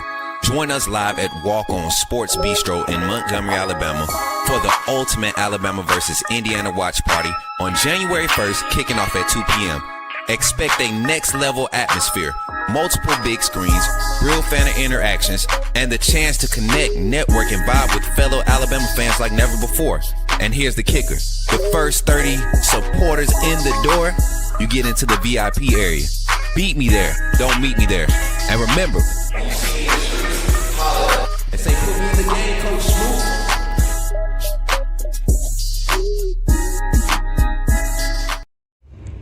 Remember, when you see me in the streets, holler at me. Say, put me in the game, Coach Smook. Put me in the game, Coach Smook. Put me in the game, Coach Smook. Like, share, subscribe. You know we keep it live. Put me in the game, Coach Smook. Put me in the game, Coach Smook. Put me in the game, Coach Smook. Put me in the game, Coach Smook. Put me in the game, Coach Smook. Put me in the game, Coach Smook. Put me in the game, Coach Smook. Put me in the game, Coach Smook. Like, share, subscribe. You know we keep it live.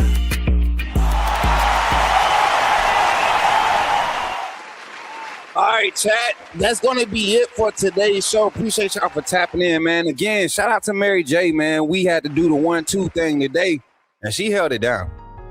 She held it down, made it easy for your boy to be able to make it do what it do. And again, man, we got a team that we're building. I appreciate everybody for turning up, man. We got 63 likes on the stream today. 63 likes. I just looked over here. Good update. $5 of revenue in chat for the super chat. Appreciate the super chat on today's stream and becoming a co-sponsor on today's stream. We got about 8 more minutes before we close this show out. So during this time, while I'm doing announcements and everything, we're going to do announcements, but we'll be bringing up hot comments that you all, hot takes, things that you want to say or you want to be heard on the screen. That's the reason why we bring the music in like we do. That talking out the side of your neck, it's a reason why. We want to hear what you got to say. We want to see what you got to say. So run the chat up right now. You don't have to respond to me necessarily, but go ahead and run it up. Hot takes here on the Coach Smook Network. Check the comments, coach, is what we're going to call this segment here to close out the segment. So to close out the show, Joe Frank says, come in, bold predictions. Caden Proctor will score in his package. And Red Morgan has a hard hit on Mendoza that shakes him up. Red? I think we gotta give you some energy for that one, man. You know what? I give you the I give you the Caden Proctor. I do think if we do go in it, this will be the one where he scores. It'll be finally, you know, we go ahead and get it out the way before we get later into these playoffs and be trying to win the national championship. I'd rather him do it now in the Rose Bowl, the last place where he took a big loss, right, where he struggled. Him in that offensive line, the last thing we remember about Caden Proctor in the Rose Bowl was that O-line getting whooped up for Jalen Miro not being able to do that. Hot take: Bama gets 3 turnovers for 2 touchdowns. Ooh. I like it. Blow it up, man. Blow it up. Good one right there. Let's see. King Family React says Bray with the pick 6. Y'all expecting a lot of turnovers. Me too, especially because the weather ain't gonna be no effect, and we're gonna be able to bait him into some serious situation. And y'all should see how Oregon was able to create disruption in that passing game. I think we're way better in the secondary than Oregon. Shout out to you. Bama getting 2 to 3 picks. Ryan Williams going to have a good game, and we'll have a crispy package. I want some Krispy Kreme donuts. I keep seeing crispy with a cake. Blow it up. Give me some Krispy Kreme donuts. Hot take: Alberta going to play at some point tomorrow. Who is Alberta? Why you gonna call that man blubber? Alberto Mendoza. I said Mendoza. Alberta gonna play tomorrow. You think so? Nah, man, I don't think so. Hey, y'all, while y'all here, don't forget tomorrow, man, we have the live game watch party where we will be live on the show. Excuse me, y'all. I told you I'm dealing with something. It's like I think I drank too much water or something. I don't know. But tomorrow evening after celebrate New Year's and all that, we will be able to we will be having our live watch party, man. And hopefully if y'all haven't been to one or been part of one in the chat, hopefully y'all join in tomorrow while we have some fun, man. I think it's gonna be a good vibe like the last one was. The last one was crazy. We're testing the waters again. I'm glad Nova's Speed is in the chat right now because I won't be at headquarters for the game, but the live will start here. When I go live here, I will go live here at 2. No, I will go live here Dang, Mary J, I might have to change the plan up. I might go live here at 1:30 and we just let it run with a couple graphics and things of that nature. I'm working on getting some, and we're just going to use it to check in throughout the day. I know it's going to be a long stream. I probably won't be able to clip it like I want to, but it's going to be a long stream, probably a 6-hour stream from 1 to, oh man, that's going to be a long stream. We'll do something.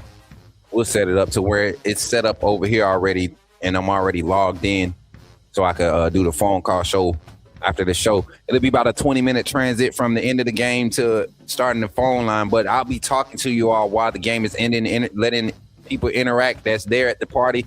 That's going to be the difference between this one. The call-in show is going to be an interview first with live audience there, people that's going to be at the event, and then we'll have a call-in show where you all will be able to call in. For everybody that I don't see going into the new year, man, Happy New Year. I believe we're going to cross over into the new year together. Being that, this is a time of year, man. I just kind of slow down and I think, and I'm grateful, right? I'm grateful. This was a crazy year. This was a crazy year for the Coach Smook Network. Y'all know I love to speak on it because I just love to acknowledge the strength of God, man. We went through some major betrayal coming into this year.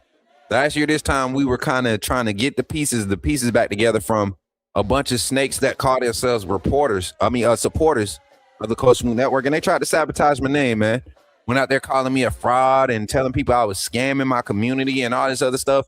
And I went to defend myself, and I couldn't even muster up the energy to defend myself. Done that before, it don't mean nothing. So you know what I did? I trusted what God told me. He said, put your head down and keep going to work. Keep being you. Keep calling out the fake fans. Keep calling out the panelists that don't know football. Keep promote your community to be their authentic selves. Keep talking trash. Keep inviting the hate. Keep doing what you're doing. Stay focused on the plan and the vision that I gave you.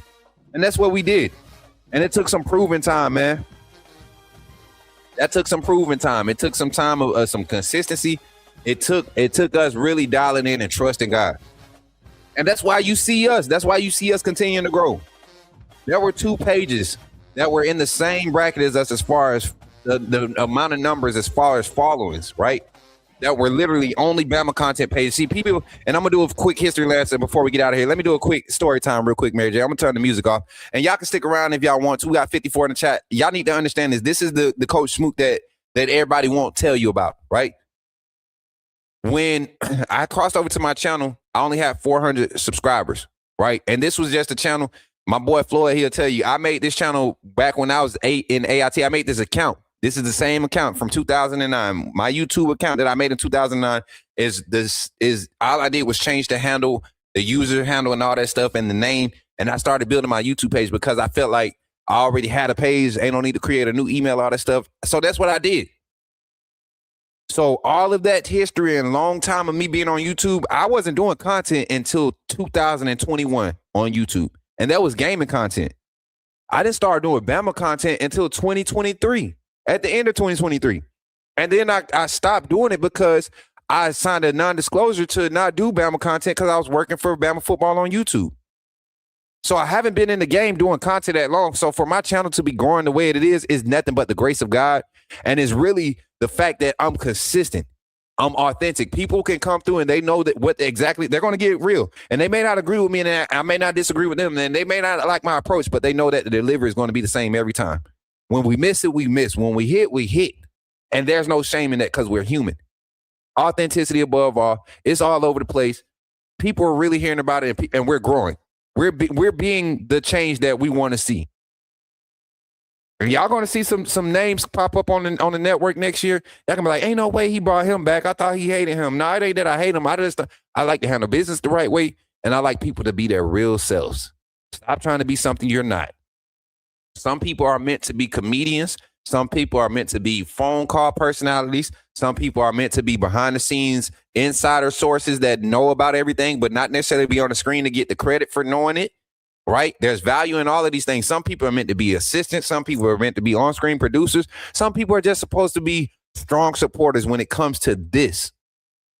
I'm going to continue to be what I've been called to be. and I'm going to enjoy it with my AAA family, man, as we celebrate crossing over to the new year, man. That's all I want. That's all I want is my family to enjoy their life and cross over into this new year with a new head of steam, saying that I'm not finished. I may not have hit every goal. I'm not finished, though. It's another day. It's still the same thing. Just another day. Classified in the new year. Still an opportunity. So with that being said, man, I want to say shout out to my AAA family. Shout out to all of our sponsors. Shout out everybody in the chat that has been showing love throughout this whole year. If you're new to the channel, you want to continue to grow with the family, spread the word, man. We do a cash giveaway, cash giveaway January 19, 2026 during the college football national championship. We will be here live. We're going to watch party, or depending on if Bama makes it, we'll be at Walk-Ons, Tuscaloosa or Birmingham or Montgomery, wherever, depending on where we go.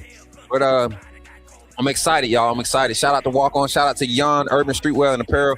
If y'all see my my camo hat, the gray hat, that's one of their items. Go check their website out. And speaking of websites and merch, man, y'all need to check out our merch here on the Coach Smook Network. It is there, and I see people going to buy it. Use it if you're watching on TV. Scan that QR code and go check it out. I promise you won't be disappointed, and the prices are definitely affordable. Shipping is based off of the retailer. We're working on becoming a partner with a distribution company that's going to have us to where we can guarantee 2 or 3 day shipping or next day shipping, however we need to do it to continue to service the community. And then last but not least, man, shout out to Helping Hands LLC, Man of Standard Executive Security, and Got One Scouting and Recruiting Network, man. My boy Xander doing big things. My sister Chastity, man, she'll be at the watch party. She's actually going to be there as a guest host and personality of the Coach Smook Network. She's coming on to the team as a personality for the channel. So y'all give it up for her. And yeah, man, we're doing some big things here on the Coach Smook Network. We got a team going. Sully and the reactions. We about to be Sully and Smook Reactions channel about to be popping. Where our 2 channels are going to be collabing on a lot of reactions when it comes to just sports and things of that nature. So y'all get up for Sully. Make sure y'all go check out his content. Hall of Fame Jason, Oklahoma content. We're going to be collabing a lot next season. We're going to actually be on the road. We got sponsors putting us on the road to go and cover stories. Y'all think Bustin' and the Boys is cool? They are cool. I can't wait to meet them guys. Me and Jason gonna be some of their best friends. Tony Lewan and I forget the other guy's name, but we're gonna have a chance to meet a lot of these famous people because of you guys' support. And it's not anything that I'm doing special. I'm just continue, like I said, preach being real, and that's how you're gonna that's how your world is gonna be when it comes around. So with that being said, remember, y'all, when you see me at Walk-Ons tomorrow, or you see me in the streets, holler at me and say, "Put me in the game, Coach Smook." I'll catch y'all on the next one, man. Y'all better like, share, subscribe, follow your boy on every platform: Facebook, YouTube, Twitter, TikTok, Twitch, Kick. You can find me everywhere. Instagram, your boy Coach Smook. I'm out. Roll Tide. Roll. Woo.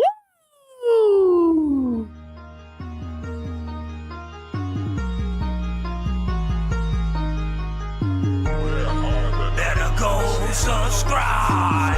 You do roll with the tide. I'm down in the gun with Coach Smook. Through the game, roll tide, roll tide. Better go subscribe. TikTok.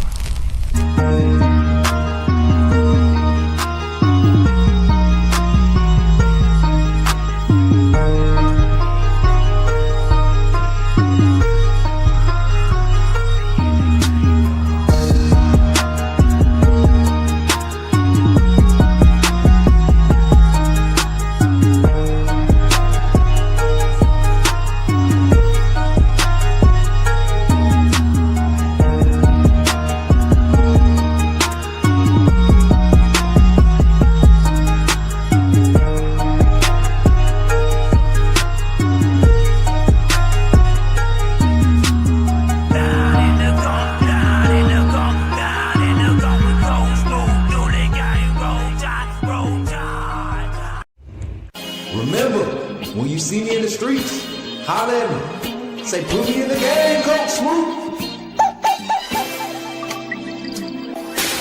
at Walk-On's Sports Bistro. The games are on, the food's delicious, and here you are always part of the team. Welcome to Walk-On Sports Bistro, where every day is game day. Whether it's a post-win celebration, drinks after work, or taking the fam for some made-from-scratch favorites, Walk-On's is your go-to for good times. Craft beer and cocktails, and bold flavors for fans of all ages. From melty mozzarella logs to Hall of Fame level burgers. Stop by today or order online or in the app. Walk-On's Sports Bistro. Game on.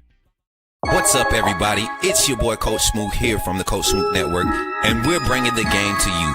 Join us live at Walk On Sports Bistro in Montgomery, Alabama for the ultimate Alabama versus Indiana watch party on January 1st, kicking off at 2 p.m. Expect a next level atmosphere, multiple big screens, real fan interactions, and the chance to connect, network, and vibe with fellow Alabama fans like never before. And here's the kicker. The first 30 supporters in the door, you get into the VIP area. Beat me there, don't meet me there. And remember, and say, put me in the game, Coach Smook.